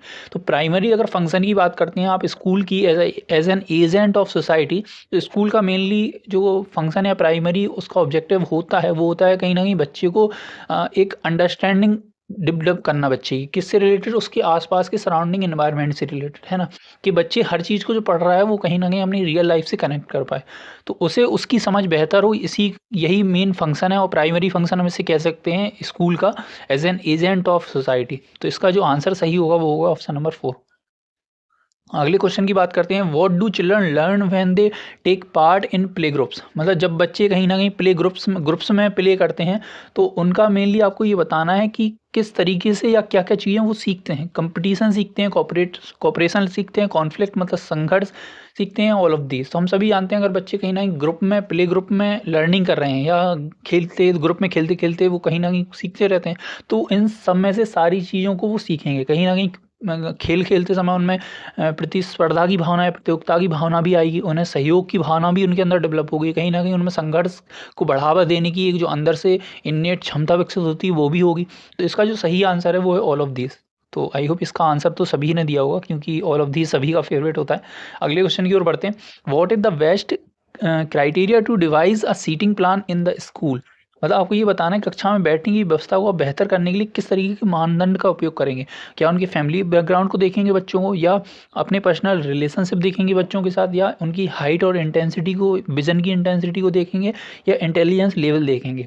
तो कहीं ना कहीं जो हम सीटिंग अरेंजमेंट करते हैं या चाहे प्रेयर हॉल में हो या आपका क्लास में हो, तो मेनली ये फोकस है कि पहले तो हाइटिंग अरेंजमेंट किया जाता है कि आपको कहीं ना कहीं हाइट में जो सबसे छोटा होगा वो सबसे आगे आप प्रेफर करेंगे, और जो हाइट में थोड़ा बड़ा होगा उसको पीछे। प्लस उसमें आप इंटेंसिटी विजन की भी देखेंगे कि ऐसा नहीं है कि हाइट में हो सकता है एक बच्चा ऐसा हो जो लंबा जरूर हो लेकिन जो उसकी इंटेंसिटी ऑफ विजन है वो कम हो, तो उसे आप मजबूरी आप वो आगे ही बैठाना पड़ेगा। ये आपकी सीटिंग अरेंजमेंट है। तो इन चीज़ों को आपने को ध्यान में रखना होगा इन क्लास, जब भी आप क्लास में होंगे। तो इसका जो सही आंसर होगा वो होगा ऑप्शन नंबर आपका 3। ठीक है, अगले क्वेश्चन की ओर चलते हैं। अगला क्वेश्चन कहता है, student learning increase markedly when, मतलब जो सीखने की जो क्षमता है बच्चों में तब बढ़ती है जब क्या होता है, जब students become focused and active, या टीचर इज एक्टिव, या head of institution is vigilant and effective, या parents are active and cooperative. तो स्टूडेंट की लर्निंग की क्षमता अगर बढ़ाना चाहते हैं उसकी बढ़ती है तो वो जो रीजन होगा वो कहीं ना कहीं बच्चों से ही कनेक्ट करना चाहिए। तो लर्निंग की क्षमता जब बढ़ेगी जब बच्चे खुद उस किसी भी कॉन्सेप्ट या किसी भी टॉपिक में खुद पार्टिसिपेट करेंगे, तो जब वो खुद फोकस्ड और एक्टिव होंगे तभी उनकी लर्निंग की क्षमता अपने आप बढ़ेगी। तो इसका जो सही आंसर होगा वो होगा ऑप्शन नंबर 1। आप देख रहे हैं क्योंकि जो भी क्वेश्चन है आपके फैक्चुअल बेस क्वेश्चन कम आ रहे हैं, है ना, और बहुत एकदम आपको कॉन्सेप्ट जो पढ़ा सीधे तौर पे क्वेश्चन देखने को कम मिलते हैं। इनको जैसे जो भी कॉन्सेप्ट आपने पढ़े हैं उन्हें अप्लाइड वे में कैसे क्वेश्चन में अप्लाई करना, उस तरीके क्वेश्चन आपसे ज़्यादा से ज़्यादा पूछे जा सकते हैं। इसी को आप कहीं ना कहीं शिक्षा शास्त्र में लेके चलते हैं, पेडागोजी में लेके चलते हैं। अगर बात करें physical growth and development is called, मतलब आप फिजिकल ग्रोथ एंड डेवलपमेंट देखते हैं तो उसको क्या नाम देंगे? मैच्योरिटी, रेडीनेस, हेरिडिटी, या मोबिलिटी। ठीक है, तो आपको ये बताना है कि जब आपको ग्रोथ फिजिकल तौर पे ग्रोथ और डेवलपमेंट देखने को मिलता है उसको क्या कहते हैं। ठीक है, ये कहीं ना कहीं डेफिनेशन है आपकी परिपक्वता की, मैच्योरिटी की। तो इसका जो आंसर होगा वो ऑप्शन नंबर 1, मतलब मैच्योरेशन या परिपक्वता आप इसे कह सकते हैं, जिसमें आपको फिजिकल लेवल पर ग्रोथ एंड डेवलपमेंट देखने को मिलता है। अगला क्वेश्चन कहता है in the final analysis the key to motivate in the classroom is, मतलब आपको ये बताना है कि अंतिम विश्लेषण में कक्षा कक्ष में प्रेरणा की कुंजी क्या है। Interest inherent the subject matter, मतलब विषय वस्तु में निहित रुचि, या टीचर्स पर्सनालिटी, या फिर पाठचर्या संबंधी अनुभवों की उपयुक्तता, या emotional climate of the classroom. तो अगर बात करें आपकी कक्षा कक्ष में प्रेरणा मतलब किस वजह से, या उसकी कुंजी क्या है, की क्या है उसकी मोटिवेशन की, तो कहीं ना कहीं विषय वस्तु में निहित रुचि है, क्योंकि अगर बच्चे को उसी में इंटरेस्ट नहीं आएगा तो वो मोटिवेट हो ही नहीं सकता। आप बाहर ही उसे मोटिवेशन दे सकते हैं, लेकिन जब तक काम नहीं करेगा, जब तक एक्चुअल में उसे इंटरेस्ट ना आ रहा हो। तो मेन जो कुंजी है किसी भी मोटिवेशन को आगे बढ़ाने की, या खुद में उसके अंदर मोटिवेशन जागृत करने की, वो कहीं ना कहीं इंटरेस्ट है। तो इसका जो सही आंसर होगा वो होगा ऑप्शन नंबर 1। अगला क्वेश्चन कहता है which among the following is or are the initiatives taken by the government of India to create quality digital content for different level of education in India. तो आपको ये बताना है कि भारत सरकार के द्वारा कई ऐसी पहल चलाई गई हैं जो कहीं ना कहीं बच्चों में साक्षरता को या डिजिटल सामग्री को लाती हैं, जिससे बच्चों की लर्निंग और बेहतर हो सके। तो उसमें कौन कौन सी संस्थाएं हैं, कौन कौन से ऐसे प्रोग्राम हैं जो गवर्नमेंट ऑफ इंडिया के द्वारा लाए गए हैं। क्या वो भारत सरकार का सशक्त पोर्टल है, प्रौद्योगिकी की तरफ से जो लाया गया उसका national programme of technology and enhanced learning है, या multimedia education resource for learning and online teaching है, ऑल ऑफ द अबव है। तो इसका जो आंसर है वो ऑल ऑफ द अबव है। मेनली आंसर पे फोकस मत करिएगा, क्योंकि हम मेनली इन जो आपको जो प्रोग्राम दिख रहे हैं इनके बारे में थोड़ा डिस्कस कर लेते हैं। जो आपको पहला दिख रहा है कि सशक्त पोर्टल, ये क्या है, गवर्नमेंट ऑफ इंडिया की तरफ से लाया गया है। इसमें आपको ई कंटेंट मिलेगा, चाहे वो टीचर के लिए हो या वो स्टूडेंट के लिए हो। जितना भी बुक्स हो गया या और अदर कंटेंट हो गया वो आपको ई फॉर्मेट में मिलेगा। इसके लिए ये सशक्त पोर्टल लाया गया था। अब बात करते हैं national programme of technology and enhanced learning को। तो इसकी एक चीज़ याद रखनी है, इसकी कभी कभी फुल फॉर्म भी पूछ ली जाती है। इसकी आपको ऐसा पूछा जाएगा NPTEL, यहाँ मैं नोट डाउन कर देता हूँ कि NPTEL की आपको फुल फॉर्म बतानी है। तो ये आपका कहीं ना कहीं उसी से संबंधित है, ठीक है। इसे national programme of technology and enhanced learning कहेंगे। और सेम आपका थर्ड वाले में जो multimedia educational resource for learning and online teaching है, इसका MERLOT इस तरीके से फुल फॉर्म पूछ लिया जाता है। अब बात करते हैं सेकंड वाले की कि national programme of technology and enhanced learning क्या है। ये कहीं ना कहीं ITI जो आपने नाम सुना है उनके सहयोग से विकसित किया गया है, जिनमें मेनली बढ़ावा दिया जाता है साइंस और इंजीनियरिंग की पढ़ाई के वाले बच्चों को, ठीक है। और मल्टीमीडिया एजुकेशनल रिसोर्स क्या है, इसमें कहीं ना कहीं आपको अलग अलग तरीके की टेक्नोलॉजी डेवलपमेंट से रिलेटेड आपको कई सारे संसाधन उपलब्ध कराए गए थे, जिसको आपको ICT के तौर पे उपयोग करने में आसानी हो, है ना। तो यहाँ जो हमारा आंसर होगा वो ऑल ऑफ दीज होगा। अगले क्वेश्चन की अगर बात करते हैं तो information and communication technology in schools provide an opportunity to teachers to transform their practice by providing them, मतलब स्कूल में कहीं ना कहीं ICT का बढ़ता उपयोग देख रहे हैं, उसकी आपको शिक्षकों के तौर पे क्या आपको बदलाव देखने को मिलते हैं, क्या अवसर प्रदान किए जा सकते हैं उसके द्वारा, क्या वो इम्प्रूव करती है आपकी कहीं ना कहीं कंटेंट को, सामग्री को, या इफेक्टिव टीचिंग को कहीं ना कहीं बढ़ाती है और ज़्यादा लर्निंग मेथड्स आपको उपयोग करने के मौके देती है, या कहीं ना कहीं ये आपको बहुत ज़्यादा मोर इंटरेक्टिव बनाती है एजुकेशनल मटेरियल के तौर पे, ऑल ऑफ दी। तो हम सभी जानते हैं ICT का जब हम यूज़ करते हैं तो ये हमें हर तरीके से सक्षम बनाने का काम करती है एज अ टीचर। तो इसका जो सही आंसर होगा वो होगा ऑल ऑफ दिस, है ना। अगले क्वेश्चन की अगर हम बात कर लेते हैं, लिंग्विस्टिक इज, मतलब आपको ये बताना है भाषा विज्ञान क्या है। ओरिजिन ऑफ लैंग्वेज है, रिलेशनशिप अमंग लैंग्वेजेस है, या how languages can change over time, भाषा कैसे समय के अनुसार बदलती जाती हैं उसका अध्ययन है, ये ऑल ऑफ दीज। तो अगर हम बात करें भाषा विज्ञान की या लिंग्विस्टिक्स की, तो ये हमारा ऑल ऑफ दीज में आता है, क्योंकि इसमें हम भाषा का अध्ययन करते हैं कि कल्चर और समय के साथ भाषा में कैसे परिवर्तन आ रहे हैं, है ना, या भाषा की उत्पत्ति कहाँ से हुई, या अदर भाषाओं के साथ उस भाषा का क्या रिलेशनशिप है। तो इन सारी चीज़ों का जो हम अध्ययन करते हैं, जिस पर हम पढ़ते हैं, वो हमारा मेनली है लिंग्विस्टिक्स, है ना। तो आई होप आप ये चीज़ आपको क्लियर हो गई होगी। अगला क्वेश्चन कहता है when a few students often disturb the discipline of the class you would, मतलब कुछ बच्चे ऐसे हैं जो कहीं ना कहीं आपको डिस्टर्ब करते हुए दिख रहे हैं कि कक्षा को वो डिस्टर्ब कर रहे हैं, तो आप क्या करेंगे अनुशासन बनाए रखने के लिए।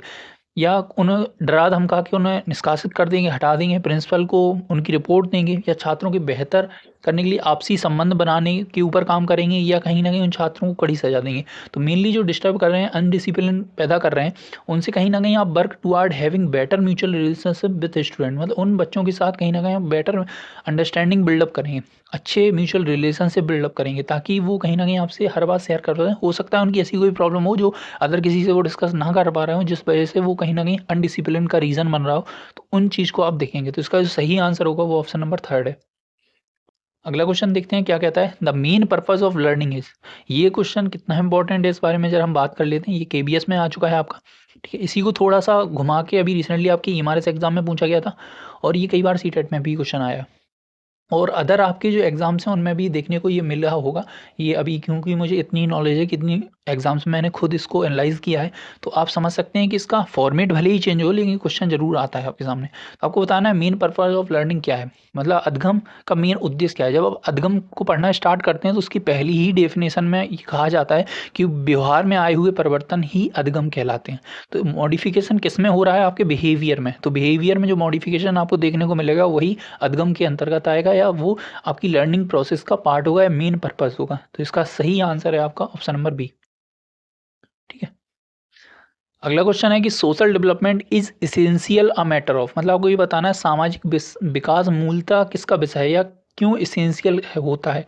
क्या ये सामाजिक व्यवस्था की मांगों के अनुरूप होना चाहिए, या आपको सामाजिक सुरक्षा एवं स्वीकार्यता की उपलब्धि है, या सामाजिक विकास सामाजिक व्यवस्था के उद्देश्यों के साथ अपने उद्देश्यों का एकीकरण है, या सामाजिक कौशल का विकास है। तो अगर बात करें सोशियो डेवलपमेंट की, तो क्यों इसेंशियल है, क्योंकि ये कहीं ना कहीं हमें अपने मतलब सामाजिक में जो व्यवस्था है, साथ ही साथ हमारे जो उद्देश्य हैं उनमें एकीकरण इंटीग्रेशन का काम करती है। कि जो सामाजिक में व्यवस्था चली आ रही है उसके साथ हमारे जो ऑब्जेक्टिव्स या हमारे जो गोल हैं वो कैसे इंटीग्रेट हो सकते हैं, उसी को आप कहेंगे सोशल डेवलपमेंट। तो इसका जो सही आंसर होगा वो होगा ऑप्शन नंबर 3, है ना। अगला क्वेश्चन है audio visual aids should be considered by the teacher as, मतलब आप देखते हैं टीचर अपने टीचिंग मेथड में कई सारे बदलाव करता है बच्चों को किसी पर्टिकुलर टॉपिक को समझाने के लिए। तो उसी बदलाव में एक श्रृंखला आती है ऑडियो विजुअल एड्स, मतलब ऑडियो सिर्फ और दृश्य सामग्री का उपयोग। तो वो टीचर क्यों कंसीडर करता है उसका उपयोग करना, क्या वो सब्स्टिट्यूट करना चाहता है ट्रेडिशनल टीचिंग को, या वो कहीं न कहीं सप्लीमेंट करना चाहता है अदर डिवाइस फॉर टीचिंग, मतलब अपनी टीचिंग में अदर डिवाइस उपयोग उपकरणों का यूज़ करने के लिए, या device which save teachers preparation, या ये कहीं न कहीं शिक्षक की तैयारी को बचाता है, उस टाइम को बचाता है, या कहीं न कहीं ये दिनचर्या में सुखद परिवर्तन लाता है। तो मेनली क्या है, ये जो ऑडियो विजुअल एड्स हैं वो सप्लीमेंट का काम करती हैं टीचर की टीचिंग मेथड में। तो इसका जो सही आंसर होगा वो होगा ऑप्शन नंबर बी, है ना। अगला है कि गिफ्टेड चिल्ड्रंस आर, आपको ये बताना है कि गिफ्टेड स्टूडेंट्स या गिफ्टेड चिल्ड्रन होते हैं वो क्या होते हैं। Independent in their judgement, introvert in nature, या इंडिपेंडेंट ऑफ टीचर्स, या non assertive of their needs. तो आपको ये बताना है गिफ्टेड चिल्ड्रन हम किनको बोलते हैं। नॉर्मली गिफ्टेड चिल्ड्रन उनको कहा जाता है जिनका आईक्यू लेवल 140 प्लस हो। ये रियली होल पॉपुलेशन में 2% ही बच्चे से पाए जाते हैं जो गिफ्टेड चिल्ड्रन के तौर पे आपको देखने को मिलते हैं। और गिफ्टेड चिल्ड्रन की अगर पहचान की बात करें तो ये इंडिपेंडेंट होते हैं अपने जजमेंट में। अब ऐसा क्यों होता है, क्योंकि हो सकता है आप अगर एक चीज़ पढ़ा रहे हो और इनको अगर दूसरा तरीका उस पर्टिकुलर प्रॉब्लम को सॉल्व करने का पता हो, तो ये आपके सामने रख देंगे। तो ये इनका जो जजमेंट है वो इंडिपेंडेंट है अपने आप में। इसलिए हम कहते हैं गिफ्टेड स्टूडेंट की जो पहचान होती है, जो कैरेक्टरिस्टिक्स में आप ले सकते हैं वो है इंडिपेंडेंट इन देयर जजमेंट, ठीक है। बाकी ऐसा नहीं है ये टीचर से इंडिपेंडेंट होते हैं, कभी कभी इन्हें टीचर की मदद लेनी पड़ती है ना। इंट्रोवर्ट कह नहीं सकते कि बाय नेचर हर गिफ्टेड बच्चा जो है इंट्रोवर्ट हो, है ना। तो इस तरीके से आपको समझना है। अगला क्वेश्चन है for learning to be effective the goal must be meaningful in term of, मतलब बेहतरीन अधिगम के लिए आपका जो ऑब्जेक्टिव है, आपका जो गोल है वो मीनिंगफुल होना चाहिए किन टर्म्स पर। Learners need and purpose, the curriculum objective, the standard of school, intellectual idea involvement. तो अगर हम सीखने को बेहतर बनाना चाहते हैं और हम कोई लक्ष्य को निर्धारित करते हैं तो उस लक्ष्य का निर्धारण किस चीज़ पर निर्भर करता है। तो जो हम सीखना किससे बच्चों को करा रहे हैं, तो लक्ष्य का निर्धारण भी किससे संबंधित होगा, बच्चों की आवश्यकता और उनके उद्देश्यों से। तो इसका जो सटीक आंसर है वो है ऑप्शन नंबर 1। अगला क्वेश्चन है कि an effective supervision is one which promotes greater, मतलब अगर आप प्रभावी पर्यवेक्षण कर रहे हैं तो वो किस तरीके से और बेहतर को बढ़ावा देता है। Punctuality among teacher, community satisfaction, people's progress या involvement in co curricular activities. मतलब आप देखते हैं टीचर का सुपरवाइजर्स आते हैं उनका कहीं ना कहीं टीचिंग मेथड्स को एनालाइज करने, उनका आकलन करने के लिए, तो वो क्यों ज़रूरी है, उसका मेन ऑब्जेक्टिव क्या होता है। तो किसी भी अगर टीचर का हम अगर सुपरविजन कर भी रहे हैं तो उसका संबंध हमें ऐसा नहीं है टीचर में कमियां निकालनी है या टीचर को बहुत ज़्यादा बढ़ा चढ़ा कर दिखाना है, नहीं, उसका मेन मोटिव है टीचर टीचिंग कैसे कर रहा है, उसका टीचिंग मेथड क्या उपयोग में लाया जा रहा है उसके द्वारा, और टीचिंग मेथड सीधा सा कनेक्टिविटी है बच्चे के साथ। तो इस सारी प्रक्रिया का मेन उद्देश्य ये होता है कि विद्यार्थियों की आप प्रगति को कहीं ना कहीं एनालाइज करना चाहते हैं, उसे मॉनिटर करना चाहते हैं, तो उसी को और इन्हांस करने के लिए आप कहीं ना कहीं सुपरवाइजर्स लाते हैं एक स्ट्रक्चर में। तो इसका जो सही आंसर होगा वो होगा ऑप्शन नंबर 3, है ना।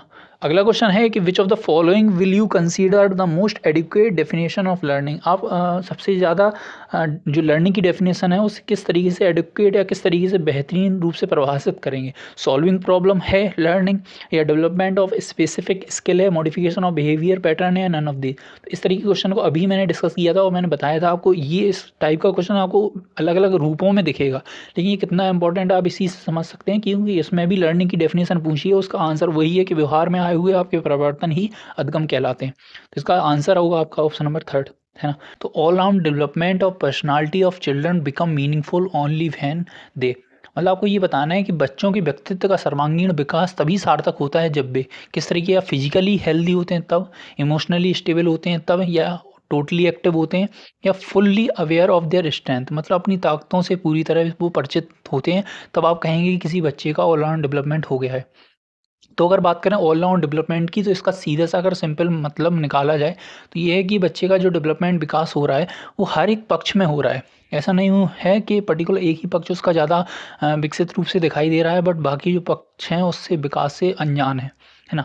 अगर ऐसा है तो उसे आप ऑल राउंड डेवलपमेंट नहीं कहेंगे, या इसी को ही आपके एनसीईआरटी या एनईपी में कहा गया है 360 डिग्री आपका डेवलपमेंट, है ना। तो जो ऑल राउंड डेवलपमेंट की बात है जब वो आप बच्चे में तब दिखाई देगा, या आप तब कहेंगे किसी बच्चे में व्यक्तित्व का सर्वांगीण विकास हो रहा है जब वो अपनी एक्चुअली स्ट्रेंथ से फुल्ली अवेयर हो। अब ऐसा मैंने क्यों कहा है, क्यों ये टर्म चुनी, हो सकता है कुछ बच्चे इसका ऑप्शन नंबर बी दे रहे हो जो एक्टिव के तौर पे आपको देखने को मिलता है। इसका इसलिए आंसर है कि अगर वो स्ट्रेंथ उन्हें अपनी पता होगी, क्योंकि हर बच्चा अपने आप में यूनिक है, तो अगर बच्चे को अपनी यूनिकनेस पता होगी तो उस पे काम करना उसके लिए ज़्यादा आसान होगा बजाय कि ऐसी कंपटीशन में लड़ना जहाँ उसे एक्चुअल अपने बारे में कुछ नहीं पता, है ना। तो इसलिए यहाँ जो आंसर सही बनेगा वो ऑप्शन नंबर 4 बनेगा, जो एक ब्रॉड टर्म के रूप में आपके सामने आता है। अगले क्वेश्चन की ओर बढ़ते हैं कि who is the first teacher of child. तो ये हमने स्टार्टिंग से ही पढ़ रखा है, सभी ने हमें बताया कि मैं किसी भी बच्चे का पहला शिक्षक कौन होता है ना। तो मैं उम्मीद करूँगा इसका आंसर एज अ होमवर्क आप कमेंट बॉक्स में हमें जरूर लिख के भेजें, क्योंकि ये बहुत ज़्यादा एक्सप्लेनेशन इस क्वेश्चन को ज़रूरत नहीं है। अगला क्वेश्चन है the best method to teach the concept of germination of a seed is to, मतलब अगर किसी बच्चे को आप सीड के जर्मिनेशन के बारे में पढ़ाना चाहते हैं, ये वाला आप कॉन्सेप्ट पढ़ाना चाहते हैं, तो आप क्या किस तरीके का टीचिंग मेथड यूज़ करेंगे।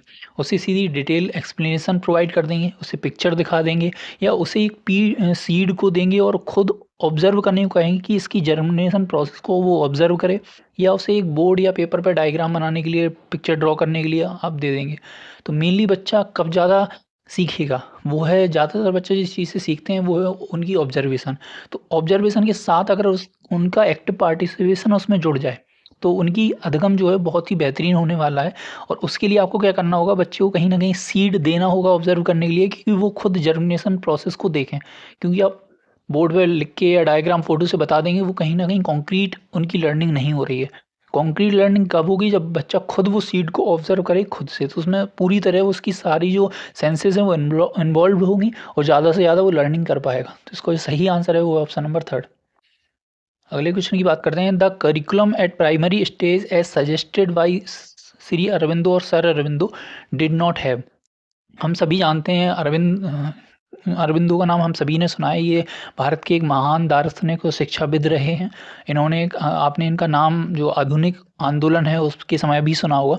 तो इन्होंने शिक्षा में अपना जो योगदान दिया उसके हिसाब से इन्होंने करिकुलम को अलग अलग स्टेजेस में डिवाइड किया कि किस स्टेज में किस तरीके का करिकुलम हमें रखना चाहिए।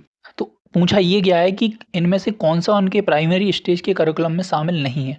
यहाँ नहीं वर्ड पे आपको विशेष ध्यान देना है। है ना? तो आपको ये बताना है। तो अगर बात करें अरबिंदो की, तो उन्होंने कौन-सा प्राइमरी स्टेज के करिकुलम में रखी हैं किन चीज़ों को, वो ज़रा देख लेते हैं। मदर टंग और फ्रेंच को रखा है उन्होंने, जनरल साइंस या सोशल स्टडीज़ को भी रखा है, आर्ट एंड पेंटिंग को भी रखा है, बट उन्होंने प्राइमरी स्टेज पे साइकोलॉजी या हेल्थ एजुकेशन की बात नहीं करी गई। तो यहाँ नहीं वर्ड पूछा था, इसलिए हमारा जो आंसर होगा वो होगा आपका ऑप्शन नंबर 2। अब उन्होंने प्राइमरी स्टेज के लिए अलग करिकुलम की बात करी है, आपका सेकेंडरी स्टेज के लिए अलग, यूनिवर्सिटी लेवल के लिए अलग, इस तरीके से उन्होंने अलग-अलग लेवल्स में करिकुलम को डिवाइड किया है। वो बहुत ज़्यादा डीप पढ़ने की ज़रूरत नहीं है, बट बेसिक जानना ज़रूरी है कि उन्होंने प्राइमरी स्टेज, क्योंकि एज़ अ प्राइमरी टीचर आपको ये जानना ज़रूरी है कि प्राइमरी स्टेज में किन्होंने क्या-क्या बदलाव करने की कोशिश करी है ना? बढ़ते हैं अगले क्वेश्चन की ओर कि the government of India enacted the right of children to free and compulsory education act in the year. आपको ये बताना है, आरटीई के बारे में आपने बहुत कुछ पढ़ रखा है, तो आरटीई एक्ट एक्चुअल में गवर्नमेंट ऑफ इंडिया के तहत लाया कब गया था, वो ईयर बतानी है। साथ ही साथ इसको कब संवैधानिक रूप से लागू किया गया था, वो दोनों चीज़ आपको बतानी है। तो ये भी आपका एज अ होमवर्क है क्वेश्चन, है ना? बढ़ते हैं अगले क्वेश्चन की ओर कि द एक्टिविटी टेक्निक इज, आपको ये बताना है गतिविधि जो आधारित जो तकनीक है वो किस उपागम पर आधारित है, किस अप्रोच के अंतर्गत आती हैं, student centred, teacher centred, class centred या सब्जेक्ट सेंटर्ड। अगर बात करें एक्टिविटी टेक्निक की, तो मेनली जो एक्टिविटी टेक्निक्स हैं वो हम इसलिए लागू करते हैं, इसलिए अप्लाई करते हैं कि बच्चे का हम ज़्यादा से ज़्यादा एक्टिव इन्वॉल्वमेंट पा सकें लर्निंग में, है ना? तो ये जो एक्टिव इन्वॉल्वमेंट हम चाहते हैं वो बच्चों का चाहते हैं, इसलिए एक्टिविटी टेक्निक है वो टोटली आपकी स्टूडेंट सेंटर्ड है ना? तो विद्यार्थी केंद्रित है। बढ़ते हैं अगले क्वेश्चन की ओर। In your class a student very often disturb peers in the class, what would you do? I will. मतलब आपके बच्चे में, आपकी क्लास में एक ऐसा बच्चा है जो अक्सर अपने साथियों को परेशान करता रहता है, तो आप क्या करेंगे? उसे क्लास से बाहर निकाल देंगे, सीट बदल देंगे, उसे शांत रहने के लिए कहेंगे, या उसे कुछ बुलाकर कुछ और काम सौंप देंगे? तो मेनली देखो, इसका उसे बाहर नहीं करेंगे, है ना? अगर एलिमिनेशन यहाँ टेक्निक हम लगाएं, अपना मेथड लगाएं, तो पहला कट जाएगा, ठीक है? उसके साथ उसकी देखो क्वाइट शांत रहने को कहेंगे, तो हम भले ही उसे शांत रहने को अपनी तरफ से कहें, कि ज़रूरी नहीं है बच्चा हमारी एक बार में बात मान ले, उसे कुछ खुरापात करनी होगी तो वो करेगा, है ना? कई बार ऐसा भी होता है, आपसे भी कई लोग बहुत सारे काम ना करने के लिए कहते हैं, लेकिन अगर आपको वो करना होता है तो आप करते हैं, ऐसे ही बच्चा है ना? अब बात करते हैं, कुछ लोग इसका आंसर दे रहे होंगे ऑप्शन नंबर 2 की सीट बदल देंगे, है ना? लेकिन वो क्यों ऑप्शन नंबर हमारा आंसर नहीं बनेगा, इस पे ज़रा डिस्कशन थोड़ा-सा कर लेते हैं। देखो, उसमें लिखा है कि बच्चा वेरी ऑफन मतलब अक्सर अपने पीयर्स को डिस्टर्ब करता है। अगर आप सीट बदल भी देंगे तो वो किसी और बच्चे के साथ जाके तो बैठेगा। इसमें पर्टिकुलर एक बच्चे का नाम नहीं दिया है कि उसी बच्चे को परेशान करता है। उन्होंने कहा वो अपने सारे पीयर्स को परेशान करता है। तो जिसके साथ आप उसकी अगली सीट रखेंगे, आगे चलकर वो उसे भी परेशान करने लगेगा, है ना? तो सीट चेंज करना कोई इसका सॉल्यूशन नहीं है। उसे हम क्या कहेंगे, कुछ और काम असाइन कर देंगे, है ना? तो ये इसलिए ज़रूरी है क्योंकि उसका जो एनर्जी है, उसका जो फ़ोकस है, वो किसी और काम में लगाना ज़रूरी है। तभी वो कहीं न कहीं अपने बिहेवियर में सुधार कर पाएगा। या ऐसा भी हो सकता है इसके लिए कि आप क्लास के एंड में, बच्चे की छुट्टी अगर 2 बजे होती है तो उसको 4 बजे तक रोक के रखें, ताकि उसे ये खुद में एहसास हो कि अच्छा, टीचर ने सबको 2 बजे छोड़ दिया और मुझे 4 बजे क्यों छोड़ने को कहा। रियलाइज़ हुआ कि अच्छा, मैंने कुछ किया होगा तभी मुझे एज़ अ पनिशमेंट ये कहा गया है। तो उसे अपनी गलती का जब खुद एहसास होगा तो अगली बार उसके बिहेवियर में वो आपको चेंजेस देखने को मिलेंगे, जिसे आप कहते हैं बिहेवियर मॉडिफिकेशन, जो कहीं न कहीं लर्निंग इसका बेस है ना? अगले क्वेश्चन की बात करते हैं कि an elementary teacher should allot high priority to, मतलब एक प्राथमिक स्तर का जो शिक्षक होता है उसकी मुख्य प्राथमिकता क्या होती है, या कुछ उसे क्या निर्धारित करनी चाहिए? इंटरेक्शन विद पेरेंट्स, मतलब माता पिता के साथ बातचीत बढ़ा देनी चाहिए, अपने टीचर्स, फेलो टीचर्स को समझना चाहिए, कम्युनिटी को समझना चाहिए, या जिस बच्चे को उसे पढ़ाना है उसे समझना चाहिए? तो एज अ टीचर और स्पेशली एलिमेंट्री में आपको जो प्रमुख अपनी प्रायोरिटी निर्धारित करनी है, वो है आपका अंडरस्टैंडिंग द चाइल्ड, क्योंकि टीचर आप उसी लिए बने हैं, बच्चे को पढ़ाने के लिए। तो उसे समझना ही आपकी पहली प्रायोरिटी होनी चाहिए, रादर देन कि आप कम्युनिटी को समझें। वो भी कम्युनिटी को समझना अपने आप में इंपॉर्टेंट है, बट मोस्ट इंपॉर्टेंट प्रायोरिटी यहाँ पूछा गया है। अगला क्वेश्चन है कि job of curriculum construction is considered as, मतलब जो कहीं ना कहीं पाठ्यक्रम निर्माण करते हैं उनके जॉब को, उनके कार्य को आप क्या कहेंगे? रूटीन वर्क है, स्पेशल नहीं है, हाईली स्पेशलाइज्ड जॉब है, या नॉट सिग्निफिकेंट वर्क है?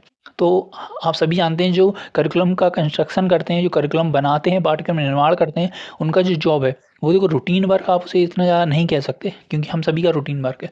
लेकिन जो करिकुलम का कंस्ट्रक्शन है वो अपने आप में स्पेशलाइज्ड जॉब है। तो इसका जो आंसर होगा ऑप्शन नंबर 3। अगले क्वेश्चन की ओर बढ़ते हैं कि main goal of home school relation is, मतलब आपको ये बताना है कि घर और स्कूल के बीच में जो आपसी संबंध है उसका मुख्य उद्देश्य क्या है।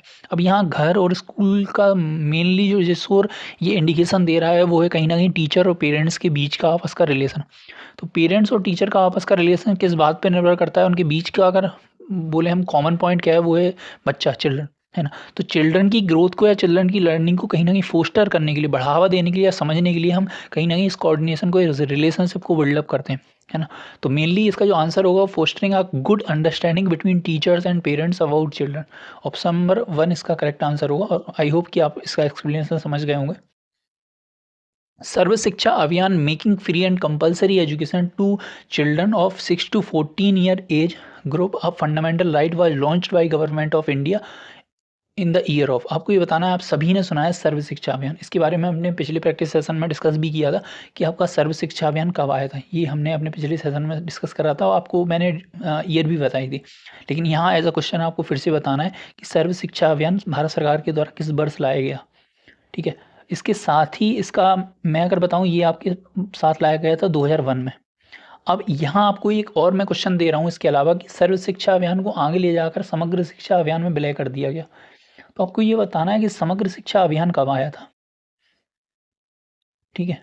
और आपको यहाँ अभियान, तो समग्र शिक्षा अभियान कब आया था, साथ ही साथ आपने ऑपरेशन ब्लैक बोर्ड का नाम सुना है जो, ठीक है, नाम सुना होगा, वो सर्व शिक्षा अभियान में विलय कर दिया गया था, ये बात भी आपको ध्यान रखनी है। तो सर्व शिक्षा अभियान तो जो 2001 में लाया गया था उसको समग्र शिक्षा अभियान में विलय कर दिया गया था। समग्र शिक्षा अभियान कब आया था ये आपको एज अ होमवर्क में क्वेश्चन देता हूँ, इसका आपको हमें बताना है, ठीक है। तो बढ़ते हैं अगले क्वेश्चन की ओर कि a good teacher drives almost satisfaction from, इसका जो आंसर होगा वो आपका 2001 लगेगा, मैं पहले ही बता चुका हूँ, है ना। तो अगला क्वेश्चन कहता है कि आपका जो गुड अच्छा शिक्षा हुआ वो उसको संतुष्टि कब आप कहेंगे कि अत्यधिक मिलेगी, वो अपने आसपास के लोगों में लोकप्रिय हो जाए, उसका स्थिति बहुत उच्च हो जाए, फाइनेंशियली बहुत ज़्यादा गेन कर ले, रिस्पेक्ट एंड प्रेस्टीज उसे मिले। तो एज अ टीचर आपको जब ज़्यादा खुशी होती है जब आपका पढ़ाई हुआ बच्चा आके आपके पैर छुए, है ना। उस दिन आपको वाक़ई में लगता है कि आप कुछ अच्छा काम कर रहे हैं, तो या उसकी नज़रों में आप अपना सब सम्मान देखते हैं तो आपको वास्तव में बहुत खुशी महसूस होती है। तो इसका जो सही आंसर होगा वो होगा रिस्पेक्ट एंड प्रेस्टीज मिलने पे आपको कहीं न कहीं बहुत ज़्यादा सैटिस्फैक्शन मिलेगा, बहुत ज़्यादा संतुष्टि मिलेगी। अगला क्वेश्चन है in case a good student starts behaving in an indiscipline manner you would, मतलब एक ऐसा बच्चा आपकी क्लास में है जो हमेशा अच्छा व्यवहार करता है बट बाई चांस आप देख रहे हैं कि उसका कुछ दिनों से जो बिहेवियर है वो थोड़ा बदला हुआ है जो कहीं ना कहीं इनडिसिप्लिन का कारण बनता है। आप क्या करेंगे, कंप्लेन कर देंगे, रिपोर्ट कर देंगे, या प्रॉब्लम जानने की कोशिश करेंगे, उसकी मदद करेंगे या पनिश करेंगे। तो मेनली अगर ऐसा बच्चा है या नहीं भी है या कोई भी बच्चा है जो आपको कहीं न कहीं उसके इनडिसिप्लिन उसके बिहेवियर में देखने को मिल रहा है, तो पहले जो आपका एज़ अ टीचर रिस्पॉन्सिबिलिटी है वो है उसको समझना, उसकी प्रॉब्लम की कॉज़ तक जाना। उसका अगर आपके हाथ में निवारण होगा तो आप उसकी मदद करेंगे उस प्रॉब्लम को समाधान करने में। तो इसका जो सही आंसर होगा वो होगा ऑप्शन नंबर 3, है ना। बढ़ते हैं अगले क्वेश्चन की ओर कि which one of the following is not a social personal quality assessed under CC. तो आपको ये बताना है कि सीसी जो आप जानते हैं सतत और व्यापक मूल्यांकन के तहत आपको ये बताना है इनमें से कौन सी सोशियो पर्सनल क्वालिटी नहीं है या उसके अंदर असेस नहीं की जा सकती। क्लीनिंगनेस, पेंटिंग, कॉपरेशन या डिसिप्लिन। तो यहाँ जो मेन वर्ड है, पहले तो पूछा है नहीं, ध्यान रखना है। दूसरा पूछा है सोशियो पर्सनल क्वालिटी वो नहीं है, या सीसी के अंदर जो सोशियो पर्सनल क्वालिटीज आती हैं आप उनमें असेस नहीं करते हैं। तो क्लीनलीनेस, साफ सफाई आपकी सोशियो पर्सनल क्वालिटी में आती है, कॉपरेशन आपकी सोशियो पर्सनल क्वालिटी में आती है, डिसिप्लिन भी आपका सोशियो पर्सनल में आता है, लेकिन पेंटिंग आपकी इंडिविजुअल स्किल कह सकते हैं, लेकिन ये आपकी सोशियो पर्सनल क्वालिटी में नहीं आएगी और यही हमारा आंसर बनेगी, है ना। अगला क्वेश्चन क्या है कि which of the following teaching method और material is considered most suitable for teaching a lesson on wild life. मतलब आपको वाइल्ड लाइफ, जंगली जीवन या वन्य जीवन पर एक कॉन्सेप्ट या टॉपिक पढ़ाना है, तो आप किस मेथड या मटेरियल का यूज़ करेंगे बच्चों को पढ़ाते समय। मॉडल, टूर, फिल्म शो या स्लाइड शो।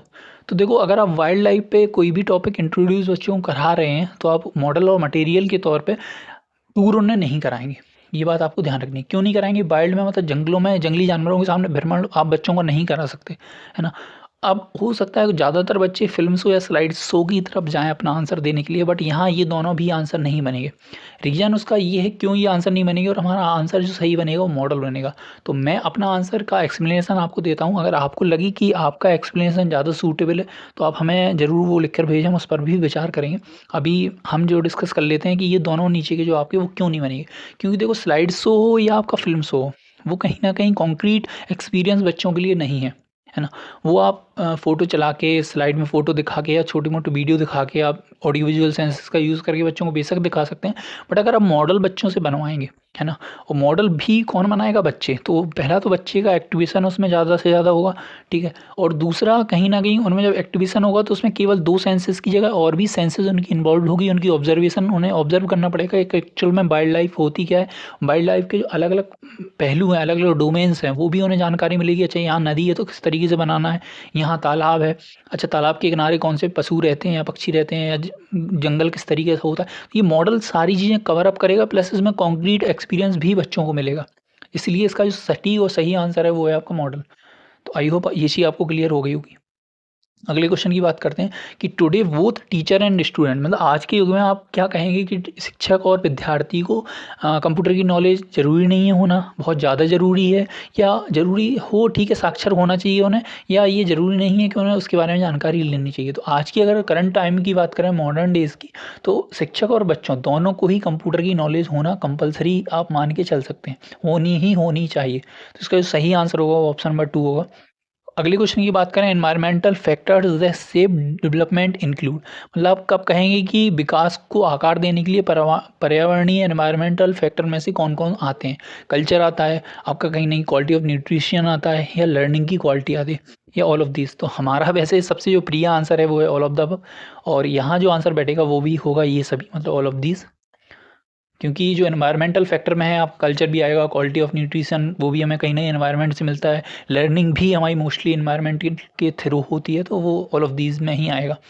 अगला क्वेश्चन है, how do children learn concept and attach level to them, मतलब कैसे बच्चे किसी कॉन्सेप्ट को सीखते हैं और साथ ही साथ उन्हें लेवल करते हैं, ठीक है, उन पे कहीं ना कहीं एक ठप्पा सा लगाते हैं कि अच्छा ये चीज़ इससे संबंधित है, इसका ये नाम है, इस तरीके से।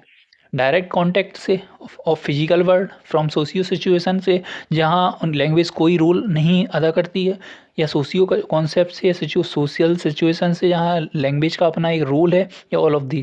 देखो, तो अगर बात करें लैंग्वेज कोई रोल अदा नहीं करती है तो ये कट जाएगा, साथ ही साथ आपका 4 वाला कट जाएगा।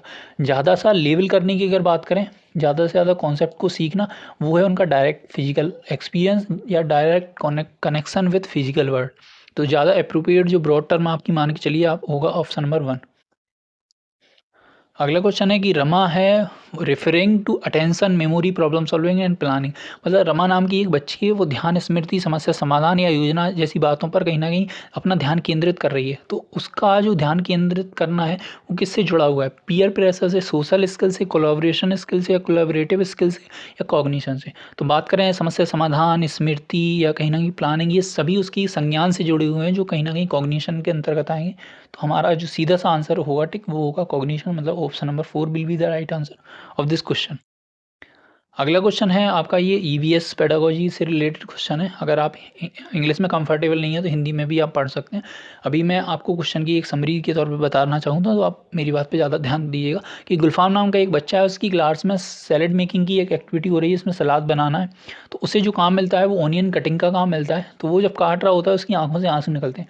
ये देखकर वो उसे एक दिमाग में आइडिया आता है, वो अपनी टीचर से कहता है जब आप भी सर, जब आप प्ले कराएंगे और प्ले में मेरा रोल ऐसा होगा कि मेरी वॉच खो गई है ना, और मुझे वो रोल अदा करना है, तो मैं क्या करूँगा, अपने सीन से जस्ट पहले बैक स्टेज पर जाके ऑनियन कट कर दूंगा, जिससे मेरी आंखों से ईयर निकलेंगे और ऑडियंस को ये लगेगा एक्चुअल में मैं उस चीज़ को लेकर दुखी हूँ, तो अपने रोल को मैं बखूबी निभा पाऊँगा। तो आप ये बताएं, according to EVS the main objective, EVS का जो ऑब्जेक्टिव है वो किससे रिलेटेड कर रहा है? To engage children in exploratory and hand on activity से, या acquiring psychomotor skill through observation and influence, या गेन वेराइटी ऑफ एक्सपीरियंस, या to develop sensitivity of for human resources and immediate environment. तो अगर बात करें, ये आपने जब कहानी सुनी है तो उसमें कहीं ना कहीं सैलेड मेकिंग की जो एक्टिविटी चली थी वो डायरेक्ट कनेक्शन उसका ड्रामा से नहीं था, लेकिन बच्चे ने वो चीज़ ऑब्जर्व करी, अच्छा मैंने प्याज काटा तो मेरी आंखों से आंसू निकले, तो ये कहीं ना कहीं मुझे हेल्प करेगी मेरी ड्रामा प्रैक्टिस में। है ना? तो कहीं न कहीं वो साइकोमोटर स्किल उसकी अच्छी बेहतरीन करने का या सीखने का उसे मौका दे रही है थ्रू ऑब्जर्वेशन और इन्फरेंस। इसका जो सही आंसर होगा वो होगा ऑप्शन नंबर बी।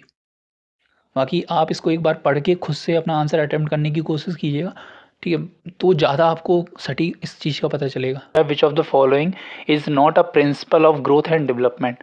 तो अभी मैंने कहा कि आपकी कॉन्सेप्ट रिलेटेड वीडियो चल रही है, उसमें कॉन्सेप्ट ऑफ डेवलपमेंट में हमने आपके प्रिंसिपल ऑफ डेवलपमेंट पढ़ाए हैं।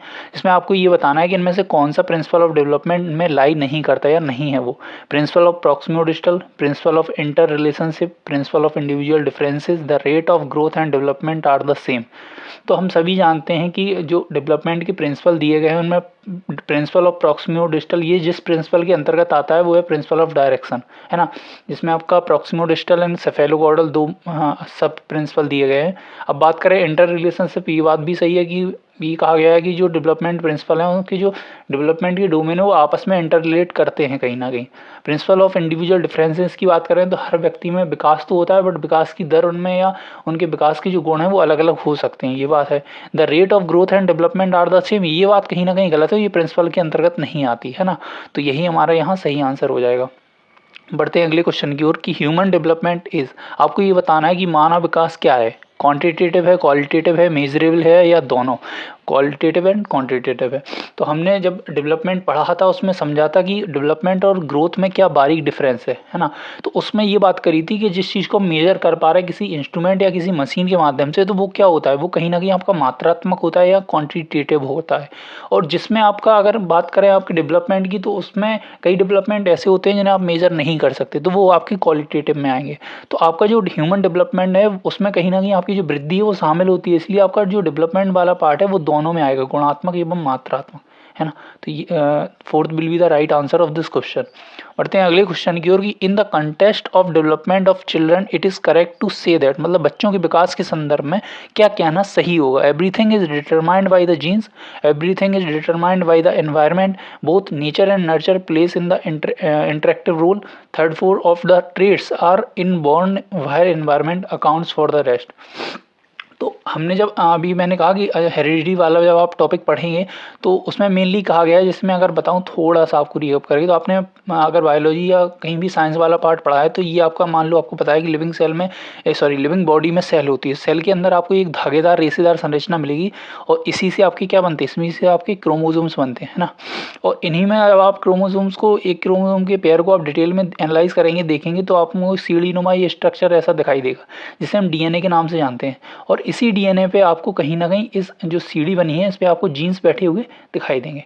तो जीन्स बेशक हमारे स्ट्रक्चर को कहीं ना कहीं डिफाइन करते हैं, लेकिन जीन्स अकेले अगर बात करें, यहाँ कहा है everything is determined by the genes, तो केवल और केवल जीन्स ही सब कुछ निर्धारित नहीं करते, उनमें एनवायरनमेंट का भी रोल होता है। तो इस हिसाब से आपका फर्स्ट वाला कट जाता है। Everything is determined by the environment, केवल एनवायरनमेंट ही सारी चीज़ें डिटरमाइन नहीं करता है। अब बात करें थर्ड वाले की कि nature and nurture plays in the interactive role, तो अगर बात करें नेचर की और नर्चर की, तो कहीं ना कहीं जो नेचर वाला पार्ट है वो आपका क्या है, जो नेचर वाला पार्ट है वो आपका जुड़ा हुआ है हेरिडिटी से, ठीक है? आपको ये याद रखना। और नर्चर, पोषण, पोषण आपको कहाँ मिलता है, ये बाहरी तौर पे मिलता है, तो ये आपका एनवायरनमेंट से जुड़ा है। तो भले ही उनका नाम बदल गया, नेचर एंड नर्चर में कन्वर्ट कर दिया, लेकिन वो कह वही बात रहे हैं जो हेरिडिटी एंड एनवायरनमेंट की। तो इस हिसाब से हमारा third will be the right answer of this question. ये बात आपको थोड़ी समझनी होगी क्योंकि क्वेश्चन है सिंपल, बट उनका जो आंसर या जो क्वेश्चन पूछने का तरीका है वो थोड़ा सा ऐसा मोल्ड किया जाता है ताकि आप कन्फ्यूज हो जाए। बट अगर आपकी कॉन्सेप्ट क्लियर है तो कंफ्यूज होना ही नहीं है ना। अगर बात करें अगले क्वेश्चन की, the interpret of environment and heredity factor is responsible for, मतलब पर्यावरण और अनुवांशिकता के जो कारकों की व्याख्या के लिए कौन सी चीज़ उत्तरदायी है? तो क्या फिजिकल डेवलपमेंट उत्तरदायी है, या कॉग्निटिव डेवलपमेंट, या फिजिकल एंड कॉग्निटिव दोनों, या फिजिकल सोशल कॉग्निटिव डेवलपमेंट? तो अगर आपने डोमेन्स ऑफ डेवलपमेंट पढ़े हैं तो आपको जानकारी होगी, और डोमेन्स ऑफ डेवलपमेंट में केवल फिजिकल नहीं आता, केवल कॉग्निटिव नहीं आता, केवल फिजिकल और कॉग्निटिव नहीं आता, इसमें आपका फिजिकल आता है, सोशल आता है, कॉग्निटिव आता है, और इको इमोशनल भी लेके चलते हैं। कई बार सोशल के साथ ही इमोशनल अटैच करके पढ़ा दिया जाता है। तो ये चार मेनली डोमेन्स ऑफ डेवलपमेंट में आते हैं, ये बात आपको समझनी है। बढ़ते हैं अगले क्वेश्चन की ओर कि period from the 2 year to 6 year is referred to as, मतलब 2 से 6 साल की अवधि को आप क्या कहेंगे? Infancy, early childhood, middle childhood, adolescence. तो यहाँ आपको ये इन्फेंसी बचपन दोनों में दिख रहा है, तो इनमें इन्फेंसी ऑफ शैशवावस्था के नाम से आती है, आपको समझना होगा। तो 2 से 6 की बात करें, अगर इन्फेंसी की बात करें तो ये कहीं ना कहीं आपका बर्थ से 2 साल तक माना गया है। कई लोग इसे 0 टू 2 ईयर बोलते हैं, जीरो नहीं कहेंगे उसको बर्थ टू 2 ईयर कहेंगे। अगर बात करें अर्ली चाइल्डहुड की, तो ये हमारा आंसर हो जाएगा कि 2 टू 6 ईयर को आप अर्ली चाइल्डहुड या पूर्व बाल्यावस्था कहते हैं। मध्य की बात करें तो 6 से 12, एडोलसेंस की बात करें तो 12 से 18, कई लोग इसे 10 से 19 भी मानते हैं, जो कि WHO ने माना है। तो ये वेरी करता है कि क्वेश्चन किस तरीके से आपसे पुटअप कर रहा है क्वेश्चन को। अगले क्वेश्चन की बात करें तो at what stage of the child development do children enjoy fictional stories like fairy tales and the most. मतलब कहीं ना कहीं काल्पनिक कहानियों को बच्चा किस उम्र में ज़्यादा पसंद करता है? Newborn, adulthood, adolescent, infancy. तो यहाँ आपको क्वेश्चन समझना है। वैसे मेनली फेरी टेल्स आपकी कब आएंगी? ये कहीं ना कहीं अर्ली चाइल्डहुड में आपको देखने को मिलेंगी, बट यहाँ आपको ये समझना है कि जो इन्फेंसी है उसी में इसने अर्ली चाइल्डहुड को कहीं ना कहीं मर्ज करके दे दिया है। तो इसीलिए हमारा यहाँ जो आंसर बनेगा वो बनेगा इन्फेंसी आपका। अगले क्वेश्चन की अगर बात करें तो डेवलपमेंट इज, आपको बताना है जो विकास है वो क्या है? Maturation, learning, synthesis of ability या सभी? तो जो हमारे सभी वाले बच्चे हैं सभी को मोहब्बत करते हैं, उनका आंसर सही है। तो इसका जो आंसर होगा वो आपका सभी होगा। आप समझना ये है, यहाँ एक टर्म दिया है मैच्योरेशन। तो मैच्योरेशन कनेक्ट है आपका ग्रोथ से, जो बायोलॉजिकल फैक्टर के अंतर्गत आता है। तो डेवलपमेंट में आपका अगर मैं बात करूँ, जैसे डेवलपमेंट का ये चार्ट है, तो इसी के अंदर आपका ग्रोथ आएगा और इसी में आपका क्या आएगा? मैच्योरेशन आएगा। ठीक है, ये वेन डायग्राम के थ्रू आप ऐसे समझ सकते हैं।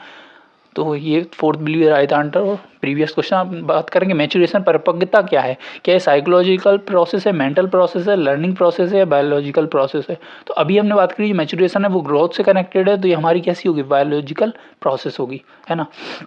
अगर इसको थोड़ा सा घुमा के पूछे कि मैच्योरेशन किससे कनेक्टेड है, एनवायरनमेंट से, हेरिडिटी, तो मेजरली जो मैच्योरेशन है वो आपकी हेरिडिटी से कनेक्टेड है, जो स्वाभाविक प्रक्रिया है। लेकिन इसको एनवायरनमेंट की मदद से थोड़ा अप डाउन कर सकते हैं, बट मेनली जो है वो बायोलॉजिकल प्रोसेस के अंतर्गत ये आती है। अगले क्वेश्चन की अगर बात करते हैं तो अगला क्वेश्चन कहता है the field of study concern with the growth of the child ability to think and reason is called. मतलब बच्चे की सोचने और तर्क की सक्षमता को आप क्या कहेंगे? पेडागोजी, एजुकेशन, एपिस्टेमोलॉजी या कॉग्निटिव डेवलपमेंट? तो कहीं ना कहीं हम जानते हैं कि बच्चे की तर्क और सोचने की क्षमता को हम संज्ञान के विकास से, संज्ञानात्मक विकास से समझते हैं। जैसे मेनली जिसका काम का श्रेय अगर माना जाए, थ्योरी से कनेक्टेड किया जाए, तो पियाजे की वो थ्योरी है। बात करें अगले क्वेश्चन की कि which statement is true regarding growth. मतलब ग्रोथ के बारे में कौन सा कथन सत्य है? टू इंक्रीज और to be increase in number और साइज। मतलब ये क्या है? इंक्रीज होती है और मोस्टली इसको नंबर या साइज के तौर पे हम देख सकते हैं, ग्रो करना। To grow what to be grown in number और size is not good for children. मतलब जो बच्चे का ग्रोथ हो रही है, वृद्धि हो रही है नंबर साइज में, वो गुड नहीं है बच्चे के लिए। Both one and two growth continue throughout the life. तो अगर बात करें ग्रोथ की, तो एक सीमित समय तक ही ग्रोथ होती है, डेवलपमेंट नहीं है जो मतलब आपकी लाइफ लॉन्ग चलता है। तो ये कट जाएगा आपका। और अगर बात करें आपके सेकंड वाले क्वेश्चन की, तो इसमें कहा गया है जो ग्रोथ होती है बच्चे की नंबर या साइज़ में, तो वो बच्चे के लिए अच्छी नहीं है। ये बात भी गलत है। क्यों अच्छी नहीं? बच्चे की लंबाई अगर और वेट बढ़ रहा है तो बच्चे के लिए कहीं ना कहीं वो अच्छा है विकास के लिए। तो ये सेकंड वाला कट जाता है। सेकंड कटता है तो आपका थर्ड ऑटोमेटिकली एलिमिनेट हो जाता है। बात करें फर्स्ट वाली, तो first will be the right answer of this question, क्योंकि ग्रोथ है, आप उसको मेजर कर पाएंगे तो वो नंबर और साइज में जब दिखेगी तभी तो आप उसे मेजर कर पाएंगे। तो इसलिए हमारा first will be the right answer. अगर बात करें iconic stage of Bruner is similar to which stage of Piaget's cognitive development. अब बात करें ब्रूनर की, तो आपने अगर ब्रूनर और पियाजे को पढ़ा है, तो पियाजे ने आपकी 4 अवस्थाएं दी थी, जिसमें आपका सबसे पहले सेंसरी आएगा, है ना। एक मिनट, हाँ, जिसमें आपने पियाजे की 4 अवस्थाओं के बारे में पढ़ा है। तो सबसे पहले सेंसरी आती है, उसके बाद आपका प्री ऑपरेशनल आता है, फिर आपका कॉन्क्रीट आता है, जिसे मूर्त बोलते हैं, फिर उसके बाद आपका फॉर्मल ऑपरेशन अमूर्त अवस्था आती है। अगर ब्रूनर की बात करें, उन्होंने 3 अवस्थाएं दी हैं, इनएक्टिव दिया है, आइकॉनिक दिया है, सिम्बॉलिक दिया है। तो जो सेंसरी है पियाजे की, वो इनएक्टिव से रिलेटेड कर दी है। जो पियाजे की प्री ऑपरेशनल है वो आइकॉनिक से रिलेट करती है। जो कॉन्क्रीट है वो सिम्बॉलिक से रिलेट करती है। तो आपको इस तरीके से इसको समझना है। तो अगर बात करें यहाँ आइकॉनिक स्टेज की बात करी गई है, तो किससे कनेक्ट होगी? वो होगी प्री ऑपरेशनल, मतलब पूर्व परिचालन अवस्था से। इस तरीके से आपको इसको समझना होगा। अब आपको ये बताना है ब्रूनर की जो थ्योरी है उसका नाम क्या है। ये आपको होमवर्क के तौर पर एक क्वेश्चन है, जिसका आंसर आप कमेंट बॉक्स में हमें जरूर दीजिएगा। इससे पता चलेगा कि आप कितना कॉन्सेप्ट को समझ के पढ़ रहे हैं। अब बात करें कि डैश को शिक्षण की कई तकनीकों को विकसित करने के लिए लागू किया जाता है, मतलब इनमें से कौन सी एक कंडीशनिंग की बात करें जिसको हम कहीं ना कहीं यूज़ करते हैं टीचिंग की टेक्नोलॉजी को विकसित करने के लिए। अब आपको काम ये है कि जितने भी आपने मेनली, मैं अभी पूछता हूँ कि आपको जैसे ऑपरेंट कंडीशनिंग है तो आपको ये बताना है ये किसके द्वारा दी गई थी, या ऑब्जर्वेशनल या आपकी क्लासिकल कंडीशन किसके द्वारा दी गई थी। तो अगर मैं बात करूँ इसका जो सही आंसर है वो है आपका ऑपरेंट कंडीशनिंग, जो मेनली आपकी स्किनर के द्वारा दी गई थी। क्लासिकल कंडीशनिंग आपको बताना है ये किसके द्वारा दी गई थी, ये आपका क्वेश्चन है, ठीक है। बात करें अगले क्वेश्चन की कि who among these is a creator of psycho analysis. तो साइको मनोविश्लेषण की कहीं ना कहीं थ्योरी किसके अंतर्गत है, या कौन इसके एक रचयिता के तौर पे आपको देखने को मिलते हैं। विलियम लेगलैंड है, जुंग हैं, या ब्रूनर है, फ्राइड है। तो हम सभी जानते हैं जो साइको एनालिसिस की जो थ्योरी दी थी वो हमारे फ्राइड साहब ने दी थी, है ना, जिन्हें हम इड ईगो और सुपर ईगो में पढ़ते हैं, है ना। तो ये बात आपको समझनी है। अगले क्वेश्चन की अगर बात करें तो according to dash we face a specific psychological dilemma at each stage of life, मतलब किसने ये कहा था कि हम जीवन के प्रत्येक चरण में प्रत्येक स्तर पर कहीं ना कहीं दुविधा का सामना करते हैं। तो ये कोलमैन का कहना था, कोहलबर्ग का, एरिक्सन का, फ्राइड का। तो ये जो बात कही थी दुविधा वाली तो एरिक्सन ने की थी, ठीक है। अब आपको ये बताना है कि एरिक्सन की थ्योरी को थी वो साइको सोशल थ्योरी इन्होंने दी थी, ठीक है। इन्होंने लाइफ लॉन्ग एक तो स्टेज दी थी आपकी जन्म से मृत्यु तक की इनकी लाइफ स्पान, इनकी कहीं ना कहीं रिसर्च है। तो उन्होंने अलग अलग अवस्थाओं में अलग अलग चीज़ों के बारे में बताया था कि कब बच्चा क्या सीखता है। तो उन्होंने इसी में बताया था कि जो हम जीवन में कई स्टेजों से गुजरते हैं तो उसमें कहीं ना कहीं मनोवैज्ञानिक दुविधा का सामना हमें करना पड़ता है। अगर अगले क्वेश्चन की बात करें तो which of the sorry what is the term that Erikson coined, मतलब एरिक्सन के द्वारा कौन सा एक वर्ड जो है वो दिया गया था या टर्म दी गई थी। तो इन्होंने आइडेंटिटी क्राइसिस दी थी जो मेनली आपकी किशोरावस्था के बच्चों में देखने को मिलती है, इन्होंने ऐसा कुछ कहा था। बात करें following law of learning was not proposed by Thorndike, मतलब थॉर्नडाइक के द्वारा कौन से लॉ नहीं दिया गया। तो हम सभी जानते हैं थॉर्नडाइक ने प्राइमरी और सेकेंडरी लॉ के नाम से कुछ लॉ दिए थे। प्राइमरी में आपके 3 लॉ आते हैं और आपको ये बताना है उन 3 लॉ में कौन सा लॉ थॉर्नडाइक के द्वारा नहीं दिया गया था। तो जो थॉर्नडाइक के द्वारा नहीं दिया गया वाला लॉ है वो आप ही हमें बताएंगे, क्योंकि इसके बारे में आप लर्निंग वाले में पढ़ चुके हैं। नहीं पढ़ा है तो आप जो लोग पढ़ चुके हैं वो कमेंट बॉक्स में अपना आंसर जरूर भेजें, ताकि उन लोगों को पता चल सके जो अभी उस कॉन्सेप्ट तक बिल्डअप नहीं कर पाए। बाकी आपके कॉन्सेप्ट हम अपने फुल कोर्स में चला ही रहे हैं, तो आप उसको भी एंजॉय कर सकते हैं, उसमें डिटेल कॉन्सेप्ट आपको पढ़ने का मौका मिलेगा। तो ये क्वेश्चन आपका एज अ होमवर्क है। तो अभी आपके 3 क्वेश्चन एज अ होमवर्क मिल चुके हैं आपको। बात करें आपके अगले क्वेश्चन की तो one of the major difference in the theory of पियाजे एंड वाइगोस्की। तो पियाजे और वाइगोस्की की थ्योरी में काफ़ी अंतर आपको पूछने को मिलता है एग्जाम्स में। तो आपको ये जानना है कि कौन सा अंतर इनमें से पियाजे और वाइगोस्की थ्योरी में है। पियाजे ने संज्ञानात्मक विकास में भाषा की भूमिका पर जोर दिया है, क्या ये बात सच है। वाइगोस्की की बात करें तो इन्होंने सीखने में आनुवंशिकता को कहीं ना कहीं प्राथमिकता दी है। अगर बात करें वाइगोस्की की, यहाँ पियाजे गलत प्रिंट हो गया, Vygotsky emphasize on the role of culture and cognitive development. तो पियाजे give important to what the child can do on her own as well what see with support. अगर बात करें पहले ऑप्शन की तो पियाजे ने लैंग्वेज को उतना ज़्यादा इंपॉर्टेंस नहीं दी है अपने कॉग्निटिव डेवलपमेंट की थ्योरी में, ठीक है। तो इसलिए कट जाता है। अब आप ये देखिए यहाँ एक इंपॉर्टेंट चीज़ जो है कि वाइगोस्की ने भी संज्ञानात्मक विकास के क्षेत्र में ही काम किया है ना। इनको अलग अलग करके आप मत देखिएगा। तो वाइगोस्की ने क्या इंपॉर्टेंस दी है हेरिडिटी को, लर्निंग में नहीं इतनी ज़्यादा इंपॉर्टेंस उन्होंने नहीं दी है। बट हाँ वाइगोस्की की अगर बात करें तो उन्होंने कल्चर पे बहुत ज़्यादा फोकस किया है, उसका रोल समझा है कि कॉग्निटिव डेवलपमेंट के लिए कल्चर का बहुत ज़्यादा रोल है। इस हिसाब के आपका third will be the right answer, है ना। अगला क्वेश्चन कहता है कि which of the following is incorrect about the implication of Vygotsky's theory of socio culture. तो हमें पता है कि वाइगोस्की की जो थ्योरी है वो थ्योरी ऑफ सोशियो कल्चर के नाम से जानी जाती है। तो इनमें से कौन सा इनकरेक्ट है। सीखने के संदर्भ को बढ़ावा देता है जिसमें छात्र सीखने में जीवंत होते हैं। तो आपको ये बताना है जो थ्योरी ऑफ सोशियो कल्चर है वो कहीं ना कहीं सीखने के संदर्भ को बढ़ावा देता है बच्चे के। तो हाँ ये बात सही है कि सोशियो कल्चर में जितना उसे इंटरेक्शन मिलेगा, मौका मिलेगा अपने कल्चर से कोऑर्डिनेट करने का, इंटरेक्शन करने का, वो सीखने को बढ़ावा देगा। ये बात बिल्कुल सही है। Always look for the opportunities to use scaffolding when learners required है। हाँ ये बात सही है, जब हमें ज़रूरत पड़ेगी कहीं ना कहीं कोई काम करने में हमें असुविधा होगी तो हम मदद ले सकते हैं उस व्यक्ति से जो उस फील्ड में नॉलेजेबल पर्सन होगा। ये बात भी वाइगोस्की ने कही है। अगर बात करें थर्ड ऑप्शन की, the teacher should follow an instructional model in which a teacher transmit information to the student.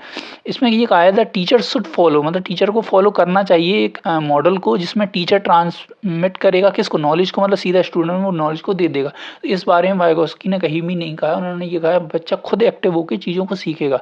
ऐसा नहीं है कि टीचर के अंदर नॉलेज है तो वो पूरे की पूरे बच्चे में उड़ेल दे, है ना। ये कहीं ना कहीं आपके व्यवहारवाद में ये चीज़ देखने को मिलती है। तो थर्ड हमारा आंसर होगा। बात करें अगले क्वेश्चन की, Kohlberg is associate with which of the following, मतलब कोहलर के द्वारा कौन सा सिद्धांत या कौन सी थ्योरी दी गई थी, theory of motivation, theory of development, theory of learning या थ्योरी ऑफ पर्सनालिटी। तो कोहलर को अगर मैं थोड़ा सा आपको हिंट दूं तो आपने चिंपैंजी के बारे में एक प्रयोग, सुल्तान नाम के चिंपैंजी का एक प्रयोग पढ़ा था, तो वो कहीं ना कहीं आपकी लर्निंग से संबंधित था। अभी जब हम थ्योरी वाले पार्ट को कवर करेंगे लर्निंग के कॉन्सेप्ट को, तो उसमें कोहलर की थ्योरी को पढ़ेंगे कि उन्होंने किस बारे में बात की और क्या उनका एक्सपेरिमेंट था। तो उसका जो सही आंसर है वो है लर्निंग वाली थ्योरी से। बात करें according to Bandura, human behaviour can be learn by observation through, मतलब बेंडूरा के अनुसार मानव व्यवहार को किसके माध्यम से अवलोकन द्वारा सीखा जाता है, मॉडलिंग है, एटीट्यूड है, पर्सनालिटी, मेमोरी। तो बेंडूरा की अगर बात करें तो उन्होंने मॉडलिंग को माना है, ठीक है। तो मॉडलिंग के द्वारा इसको सीखा जा सकता है। तो बेंडूरा को आप ये समझ लीजिए कि व्यवहारवाद और संज्ञानवाद के मिक्सर के तौर पर इन्हें जाना जाएगा, है ना। तो इन्होंने कहा था मॉडलिंग के बारे में कि Jean Piaget's theory it criticise for proposing 4 stages of cognitive development, which debate of child development does this fall under. आप सभी जानते हैं कि जीन पियाजे जिन्होंने संज्ञानात्मक विकास का सिद्धांत दिया था, उन्होंने 4 अवस्थाएं बताई थी। अब आपको ये बताना है जीन पियाजे की जो 4 अवस्थाएं हैं वो उनकी इनमें से किस आलोचना के अंतर्गत वो चीज़ आती है। क्या वो समावेश इंक्लूजन है, सेंसिटिविटी पीरियड है, कंटिन्यू एंड डिसकंटिन्यूटी है, या नेचर वर्सेस नर्चर है। इन्हें हम कहीं ना कहीं ये देखेंगे कि कौन सी एक आलोचना या कौन से ऐसे मतभेद हैं जिनके अंतर्गत जीन पियाजे का सिद्धांत रखा गया है। तो हम सभी जानते हैं जीन पियाजे ने जो 4 अवस्थाएं दी हैं उसका अगर दूसरा नाम बताएं, जो संज्ञानात्मक विकास का सिद्धांत है, इसका अगर दूसरा नाम आपसे पूछा जाए तो वो होगा आयु अवस्था सिद्धांत, है ना। तो आपको समझ में आ रहा है जीन पियाजे ने कहा था आयु अवस्था, मतलब आयु इस तरीके से अगर आप देखेंगे तो आयु के बढ़ते बढ़ते चीज़ें बदलती ही चली जाती हैं। मतलब एक अवस्था में अगर आपने कुछ सीखा है, दूसरी अवस्था में कुछ आप सीखेंगे वो कंटिन्यूटी ना होकर डिसकंटिन्यूटी में आता है। तो इनका जो सिद्धांत है वो अगर बोला है किस तर्क में फंसा हुआ है, किस पर इनकी बहस चलती रहती है, वो है आपका कंटिन्यूटी एंड डिसकंटिन्यूटी, है निरंतरता and अनिरंतरता।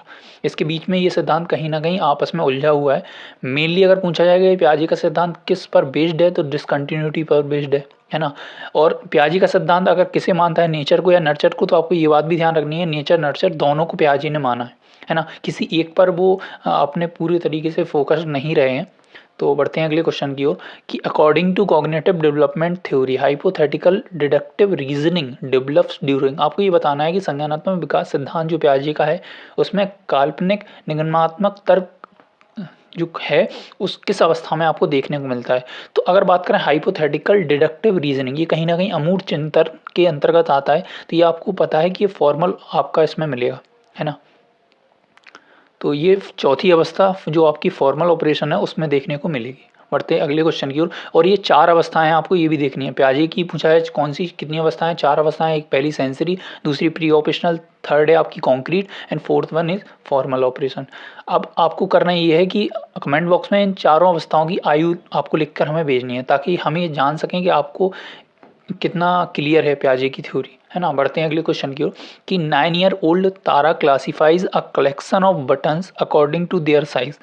C then combines all the group of buttons and distributes them on the basis of holes on them. According to cognitive development theory, Tara is in dash stage of development. मतलब तारा क्या करती है, उसके पास कई सारे button हैं तो वो उन बटनों को एक सीक्वेंस में लगाती है। जैसे ये बहुत सारे उसके पास बटन हैं और आपको पता है कि बटनों में होल होते हैं, है ना, छोटे छोटे। तो जो होल हैं उनके सीक्वेंस वाइज उन्हें अरेंज करती है। तो आपको ये बताना है वो तारा इनमें से किस चीज़ में लाई करती है, कौन सी अवस्था में है वो, सेंसरी में, प्री ऑपरेशनल में, फॉर्मल में, कॉन्क्रीट में। तो ये क्या है, बटन कहीं ना कहीं वो मूर्त रूप में अपने ठोस रूप में अपने हाथों में पकड़ के अरेंज कर रही होगी। तो ये आपका आएगा थर्ड स्टेज। यहाँ भले ही ऑप्शन 4 में वो दी गई है आपकी कॉन्क्रीट, लेकिन ये अवस्था पूछी जाए कौन सी अवस्था है तो ये तीसरी अवस्था के अंतर्गत आती है।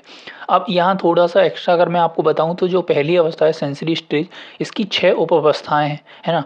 और अगर बात करें प्री ऑपरेशनल की तो इसकी मेनली 2 उप अवस्थाएं में ये विभाजित है। तो ये बात भी आपको थोड़ी ध्यान रखनी है। बढ़ते हैं अगले क्वेश्चन की ओर। अकॉर्डिंग टू पियाजे basic building blocks of thinking which are organised system of action और that allow us to mentally represent in the objects and events in our world are called. मतलब आपको ये बताना है पियाजे के अनुसार सोच के बुनियादी निर्माण जो होते हैं उनकी क्रियाओं को संगठित प्रणाली है। तो पियाजे के अनुसार इसको क्या कहा गया है ना, किसके रूप में पियाजे ने इसे दर्शाया है। तो ये आपको पता है कि जो चीज़ें हम पहले से मतलब हमारे दिमाग में बैठ जाती हैं, जो चीज़ हम सीख लेते हैं, पियाजे ने उसे स्कीमा का नाम दिया है ना। तो ये हमारा सही है। अगर जेडपीडी की बात की जाए तो जेडपीडी आपका कहीं ना कहीं संबंधित है वाइगोस्की से। सेम ऐसा अगर रिफ्लेक्सेस की बात करें तो आपको पता है कि रिफ्लेक्सेस पियाजे ने अपनी पहली जो अवस्था है आपकी संवेदी उसकी पहली उपअवस्था को कहा है, जिसमें पियाजे ने कहा है कि कुछ ऐसी चीज़ें हैं जो बच्चा खुद ही सीख के आता है, जैसे सकिंग करना। तो ये लगभग 1 माह तक बच्चे में रहती हैं, तो इनका नाम दिया है प्रतिवर्ती क्रियाएं या रिफ्लेक्सेस। ये बात भी आपको ध्यान रखनी है। बढ़ते हैं अगले क्वेश्चन की ओर कि which of the following type of evolution is doing और done during the teaching learning process. आपको ये बताना है शिक्षण अधिगम प्रक्रिया के दौरान निम्नलिखित में से किस प्रकार का विकास होता है। क्या वो एकीकृत है, समेटिव है, फॉर्मेटिव है, डायग्नोस्टिक है। तो आप बात करें कि ड्यूरिंग टीचिंग लर्निंग प्रोसेस, तो मेनली आपको पता है कि ड्यूरिंग टीचिंग लर्निंग प्रोसेस अगर बात करें तो इसमें हम मेनली जो फोकस करते हैं वो है आपका फॉर्मेटिव, है ना, जो रचनात्मक है, क्योंकि ये ड्यूरिंग द सेशन होता है। आपके बीच में आप यूनिट टेस्ट ले लेते हैं, है ना, चैप्टर टेस्ट ले लेते हैं, क्विजेस करा लेते हैं, तो ये किसके अंतर्गत आता है, ये आपका आता है फॉर्मेटिव इवोल्यूशन के अंदर, है ना। बढ़ते हैं अगले क्वेश्चन की ओर कि विच ऑफ, एक मिनट, ओके। इसमें क्योंकि ये आपको कीवर्ड भी दिया गया था क्वेश्चन का, अगर आप देखना चाहें तो during the teaching learning process, इस वर्ड से भी आप फॉर्मेटिव असेसमेंट की तरफ जा सकते हैं। बढ़ते हैं अगले क्वेश्चन की ओर कि which of the following is an objective of teaching in the diverse classroom. मतलब एक विविध कक्षा है आपके पास, उसमें पढ़ाने का क्या उद्देश्य है। Ignoring learning style, promoting stereotype, celebrating diversity, encourage competition. तो आपको यहाँ देखना है कि ऑब्जेक्टिव पूछा है टीचिंग का जो भी डाइवर्स क्लासरूम है, तो इग्नोर करना ये बात कट जाएगी, है ना। प्रमोटिंग स्टीरियोटाइप, ये भी रूढ़िवादिता को हमें बढ़ावा देना ही नहीं है, बस की उसे कम से कम रखना है। अगर बात करें सेलिब्रेटिंग डाइवर्सिटी, आप विविधता अगर आपकी क्लास में है तो उसे आप सेलिब्रेट कर सकते हैं, उसे एज अ लर्निंग टूल मान के चल सकते हैं, क्योंकि वो एक अलग तरीके का अनुभव देगा बच्चों को लर्निंग का। तो इसे आप ज़रूर कंसीडर कर सकते हैं अपनी क्लास में, तो यही इसका राइट आंसर होगा। बढ़ते हैं अगले क्वेश्चन की ओर कि eight which stage of cognitive development does the ability for abstract thinking and scientific reasoning develop. तो आपको ये बताना है कॉग्निटिव डेवलपमेंट की किस अवस्था में बच्चे में कहीं ना कहीं अमूर्त चिंतन और वैज्ञानिक तर्क, जैसे तर्क सोच भी कह सकते हैं, इनका विकास हो जाता है। तो यहाँ खुद उसने कह दिया एब्स्ट्रैक्ट थिंकिंग आ रही है, मतलब कहीं ना कहीं बच्चे में अमूर्त चिंतन विकसित हो रहा है। तो इसे हम किस अवस्था के नाम से जानते हैं, हम सभी जानते हैं इसको हम फॉर्मल ऑपरेशन के नाम से जानते हैं, जो कि चौथी अवस्था के तौर पे होती है पियाजे में, है ना। अब इसकी आयु आप, मैंने अभी आपको एज अ होमवर्क क्वेश्चन दिया है कि कमेंट बॉक्स में आप चारों अवस्थाओं की जो उम्र है, कितने साल से कितने साल तक कौन सी अवस्था होती है, इसको हमें लिख कर जरूर भेजिएगा ताकि आप भी उसको रिवाइज कर पाएँ। अब आपको बताना है फॉर्मेटिव इवोल्यूशन यूजेस, मतलब जो रचनात्मक मूल्यांकन अभी जिसके बारे में हमने बात करी थी, इनमें से वो किससे संबंधित होगा। ईयर एंड एग्जाम, मतलब साल के अंत में एग्जाम हो, quizzes, unit test and chapter test, annual exam हो मतलब वार्षिक परीक्षा कराई जाए, या एनुअल ओरल एग्जाम मतलब मौखिक परीक्षा वार्षिक रूप से कराई जाए।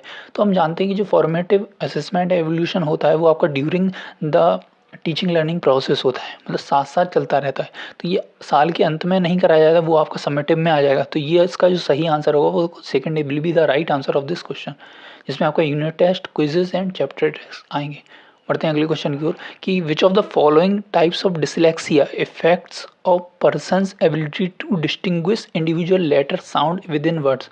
अब आपको वैसे आपने डिसलेक्सिया पढ़ा है, बट आपको उसमें भी थोड़ा और डीप ये पढ़ना है कि आप इस तरीके की डिसलेक्सिया को क्या कहेंगे, जिसमें जो बच्चा है वो कहीं ना कहीं लेटर के साउंड के साथ एक कॉम्बिनेशन नहीं बना पाता है। क्या उसे डिसफोनेटिक कहेंगे, फोनेटिक कहेंगे, विजुअल कहेंगे, या नॉन ऑडिटरी कहेंगे। तो इसमें अगर डिसलेक्सिया के प्रकार की बात करें तो डिसलेक्सिया में आपको पता है मिरर इमेज बनती है, बच्चा सही से कहीं ना कहीं लिखने में एक अच्छा कोऑर्डिनेशन नहीं बैठा पाता है चीज़ों को। तो अगर बात करें डिसलेक्सिया की, किस में साउंड का और वर्ड के साथ कॉम्बिनेशन नहीं बैठा पाएगा, तो ये आएगा आपका डिसफोनेटिक।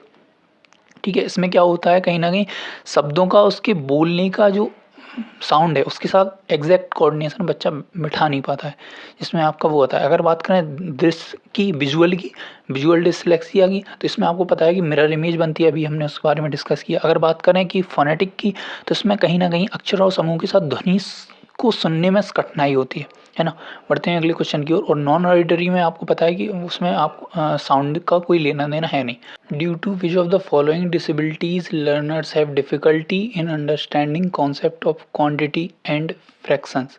तो आपको यहाँ देखना है आप उस प्रकार के विकार को या अक्षमता को क्या कहेंगे जिसमें कॉन्सेप्ट की क्वांटिटी, मतलब क्वांटिटी को समझने में मतलब कहीं ना कहीं दिक्कत का सामना करना पड़ता है, साथ ही साथ फ्रैक्शन को समझने में भी कठिनाई होती है। तो डिस्ग्राफिया कहेंगे, डिसलेक्सिया कहेंगे, डिसकैलकुलिया कहेंगे, डिसप्रैक्सिया कहेंगे। तो कहीं ना कहीं अगर आप थोड़ा सा गौर करें क्वेश्चन की ओर, तो इसमें बोला गया है डिफिकल्टी किस में हो रही है, understanding concept of quantity and fraction. तो ये कहीं ना कहीं मैथ की टर्म है। आपको पता है अगर मैथ से रिलेटेड कोई प्रॉब्लम होगी तो मेनली हम उसे डिसकैलकुलिया में रखते हैं। तो third will be the right answer of this question, है ना।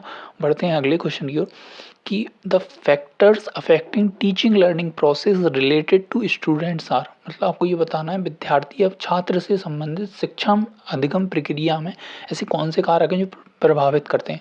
तो ये कहीं ना कहीं आपके सिलेबस में एक वो दी गई है heading, factors affecting development related कुछ, तो इसके अंतर्गत ये क्वेश्चन आ सकता है। तो इसमें आपका पहला ऑप्शन है age and maturation, physical and mental level of motivation है ऑल। तो आपको पता है कि ये तीनों ऊपर दिए गए हैं वो कहीं ना कहीं विद्यार्थी से संबंधित हैं जो शिक्षण अधिगम प्रक्रिया को प्रभावित करते हैं। तो all of the above is the right answer of this question. बढ़ते हैं अगले क्वेश्चन की ओर कि in operant conditioning the reinforcement is correlated with. तो अगर बात करें कि ऑपरेंट कंडीशन में जो पुनर्बलन है वो किसके साथ से संबंधितता दिखाता है। तो सबसे पहले बात कर लेते हैं जरा क्वेश्चन से कुछ टर्म उठा के। ऑपरेंट कंडीशन अगर पूछा जाए कि किसके द्वारा ये थ्योरी दी गई, तो सबसे पहले ये लर्निंग थ्योरी के अंतर्गत आती है जो स्किनर के द्वारा दी गई थी। और स्किनर ने रीइंफोर्समेंट की बात करी है। तो आपको ये बताना है कि इस किस चीज़ से वो संबंधित होगा। तो हो सकता है कुछ लोग इसका आंसर थर्ड दे दें क्योंकि उसमें सीधा आपको रीइंफोर्समेंट या पुनर्बलन देखने को मिल रहा है। बट इसका जो सही आंसर होगा वो आप रिस्पॉन्स, क्योंकि समझना बात ये है कि स्किनर ने जो अपना प्रयोग किया था, एक्सपेरिमेंट किया था, वो चूहे पे किया था। उसके रिस्पॉन्स को ऑब्जर्व किया था कि चूहे जो पिंजड़े में बंद है वो किस तरीका का रिस्पॉन्स देता है ना। तो इसलिए इसका थर्ड आंसर ना होगी, ऑप्शन थर्ड ना होगी, इसका fourth will be the right answer of this question, है ना। अब आई होप कि आप समझ गए होंगे कि, और अगर बात करें लॉ ऑफ इफेक्ट की, तो ये थॉर्नडाइक के द्वारा दिए गए 3 नियमों में से एक है। स्टिमुली की बात करें तो ये कहीं ना कहीं आपके पेवलॉव के अंतर्गत आता है, जिन्होंने क्लासिकल कंडीशनिंग की बात करी थी अपनी थ्योरी में। पढ़ते हैं अगले क्वेश्चन की ओर कि Vygotsky focused on dash dash and dash, मतलब बाइगोस्की का जो सिद्धांत है सोशियो कल्चर थ्योरी, वो उसमें किसके बारे में बात की गई है। लैंग्वेज विजडम एंड एनवायरनमेंट की, लैंग्वेज कल्चर एंड नॉलेज की, लैंग्वेज स्कीमाज एंड नॉलेज की, एंड ऑल ऑफ द।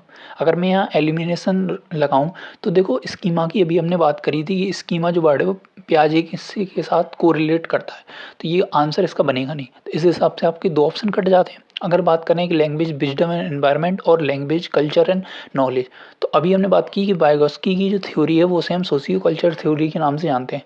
तो उसमें कल्चर की बात करी गई है और बाइगोस्की ने लैंग्वेज को भी कहीं ना कहीं आधार माना है डेवलपमेंट का। तो हमारा इस हिसाब से आपका option number 2 will be the right answer of this question, भाषा संस्कृति और ज्ञान, है ना। आई होप कि आपने बाइगोस्की की जो थ्योरी है वो पढ़ी होगी। बढ़ते हैं अगले क्वेश्चन, और इसी से संबंधित जो पिछले क्वेश्चन में एक ऑप्शन आएगा था जेडपीडी, ठीक है, तो वो भी बाइगोस्की से संबंधित है। बढ़ते हैं अगले क्वेश्चन की ओर कि as per the NCF 2005 the role of teacher is that of, मतलब टीचर का क्या रोल है। यहाँ रूल की जगह थोड़ा सा मिसप्रिंट हो गई है, तो रोल ऑफ द टीचर क्या है ना। तो लीडर का है, कहीं ना मूल्यांकनकर्ता का है, सुविधाकर्ता का है, ऑल ऑफ द अबव। तो देखिए यहाँ कहीं ना कहीं लीडर का रोल नहीं बताया गया है, तो इस हिसाब से फर्स्ट एंड फोर्थ कट जाते हैं। मूल्यांकनकर्ता हो सकता है टीचर, बट जो एनसीएफ 2005 जो जिस बात की संस्तुति या सिफारिश करता है या बताता है कि एज अ टीचर रोल कैसा होना चाहिए, वो है आपका सुविधाकर्ता का। तो यहाँ जो सटीक आंसर बैठेगा वो होगा आपका थर्ड वन। बढ़ते हैं अगले क्वेश्चन की ओर कि while asking the question and questions answer session teacher is giving more chances to voice, यहाँ वॉइस VOICE ना होकर BOY है, लड़कों की यहाँ बात की गई है। मतलब लड़कों को ज़्यादा कहीं ना कहीं टीचर बढ़ावा देता है बजाय कि लड़कियों के, है ना। तो आपको ये बताना है ये किस तरीके का, किस उदाहरण को पेश करता है। ये बताता है कि बॉयज़ जो हैं वो स्लो लर्नर हैं, इसलिए उन पे ज़्यादा ध्यान दिया जाता है, कि बॉयज़ को ज़्यादा अटेंशन की ज़रूरत है, इसलिए उन पर ज़्यादा टीचर ध्यान देता है, या कहीं न कहीं टीचर यहाँ जेंडर बायसेस दिखाता है, या बॉयज़ आर गिफ्टेड मतलब लड़के जो हैं प्रतिभाशाली होते हैं। तो देखो बॉयज़ स्लो लर्नर हैं ये बात भी गलत है, और बहुत ज़्यादा प्रतिभाशाली केवल लड़के होते हैं ये बात भी गलत है ना? बॉयज़ नीड्स मोर अटेंशन ये बात भी गलत है, ऐसा नहीं है कि लड़कों को ही अटेंशन चाहिए। तो यहाँ जो मेनली है जिसका ये उदाहरण प्रस्तुत कर रहा है एज़ अ टीचर, वो है जेंडर बायस का, है ना? लिंग भेद का। बढ़ते हैं अगले क्वेश्चन की ओर कि if a visually impaired child comes to a school for the first time then what should do a teacher do. मतलब एक टीचर क्या कहेगा अगर पहली बार उसकी क्लास में एक बच्चा ऐसा आ रहा है जो विजुअली इम्पेयर्ड है, तो उसे क्या करना चाहिए? उसे स्पेशल स्कूल भेज देना चाहिए, उसे अदर बच्चों से दूर रखना चाहिए, या टीचर को पहले एंट्रेंस एग्ज़ाम कराना चाहिए कि वो एलिजिबल है कि नहीं स्कूल में आने के लिए, या उसे सीधा सामान्य बच्चों के साथ बैठा के आगे अपनी टीचिंग कंटिन्यू करनी चाहिए। तो इसका एज अ टीचर अगर आप खुद को उस सिचुएशन में रख के देखें, कॉमन सेंस लगाएं, तो इसका जो सही आंसर बनेगा वो बनेगा फोर्थ वन, है ना? तो इसमें सॉरी आपका फोर्थ थोड़ी इंग्लिश में नहीं है, आई होप, तो इसको आप इंग्लिश का देख लीजिए, हिंदी में उसका ट्रांसलेट नहीं हो पाया। तो इसका जो सही आंसर बनेगा वो बनेगा आपका fourth one, the child should be taught with all general student. मतलब जो वो बच्चा है विजुअली इम्पेयर्ड उसको सामान्य बच्चों के साथ बैठा के पढ़ाना कंटिन्यू करना चाहिए, ये उसका मेनली मतलब है। बढ़ते हैं अगले क्वेश्चन की ओर। The law of exercise is among the 3 laws of learning who developed these rule. मतलब अभी हम अभ्यास का जो नियम है वो अधिगम के नियमों में से एक है, और आपको ये बताना है इस किसके द्वारा दिया गया। तो अभी हमने इस पर बात करी थी, ये दिए गए थे आपके थॉर्नडाइक के द्वारा। तो थॉर्नडाइक ने मेनली मुख्यतः 3 नियम दिए थे, बाकी इनने और भी सेकेंडरी लॉज दिए थे, और प्राइमरी लॉज पूछा जाए तो 3 लॉ थे आपके। तो उसमें लॉ ऑफ एक्सरसाइज का मतलब अभ्यास का जो नियम है वो थॉर्नडाइक का नियम में आता है। अगर बात करें सिगमंड फ्राइड की, तो इन्होंने क्या दिया था आपको ये बताना है, हमें कमेंट बॉक्स में लिखना कौन सा सिद्धांत इनके द्वारा दिया गया था। पियाजे का हम समझ ही चुके हैं, इनके द्वारा कॉग्निटिव डेवलपमेंट थ्योरी दी गई थी। टैगोर आपको पता है प्रकृतिवादी थे। तो ये कुछ ऑप्शन से रिलेटेड इन्फॉर्मेशन थी। अगर बात करें Maslow's hierarchy of needs puts dash as the highest motive. आपने मैस्लो का आवश्यकता सिद्धांत पढ़ा होगा, जिसमें उन्होंने ये हायरार्की दी थी ट्रायंगल शेप में। तो आपको ये बताना उस पर सबसे हाईएस्ट लेवल पे किस चीज़ को रखा है, एस्टीम को, सेल्फ एक्चुअलाइजेशन को, साइकोलॉजिकल नीड्स को, या प्यार को, लव। तो आपको पता है कि अगर बात करें मैस्लो के हायरार्की की, तो उन्होंने सबसे जो ऊपर सबसे नीचे रखा है बेसिक नीड्स को, और सबसे ऊपर की बात करें तो उन्होंने सेल्फ एक्चुअलाइजेशन को कहा है ना? क्योंकि उन्होंने कहा है कि सबसे पहले नीड्स पूरी करेंगे फिर आप दूसरे लेवल पे आएंगे, उसको पूरा करने के बाद इस प्रकार आप लेवल में विकास करते हैं, हर चरणों में विकास आपका होता जाता है। जब आपकी एक ज़रूरत पूरी हो जाएगी तभी आप अगले स्तर पर जा पाएंगे। ये मेनली मैस्लो का कहना था अपने थ्योरी में। बढ़ते हैं अगले क्वेश्चन की ओर। अकॉर्डिंग टू चॉम्स्की थ्योरी, मतलब आपने चॉम्स्की का सिद्धांत पढ़ा होगा, ठीक है? उसके अनुसार चॉम्स्की ने किस चीज़ की सिफारिश करी थी, किस चीज़ को मानते थे? उनका क्या ये मानना था कि language development depends on the intellectual development. जब आपका बौद्धिक विकास होगा तभी भाषाई विकास संभव है। या children have in universal grammar, मतलब जो बच्चे हैं वो ऑलरेडी उनके पास यूनिवर्सल ग्रामर होती है। या language development depends on the reinforcement received by the child, मतलब जब आप बच्चे को पुनर्बलन देंगे तभी वो भाषा विकास कर पाएगा। या children acquire language by observing parents and other, या बच्चा जो है वो लैंग्वेज को एक्वायर करता है अपने पेरेंट्स या आसपास के लोगों को देखकर या ऑब्जर्व करके।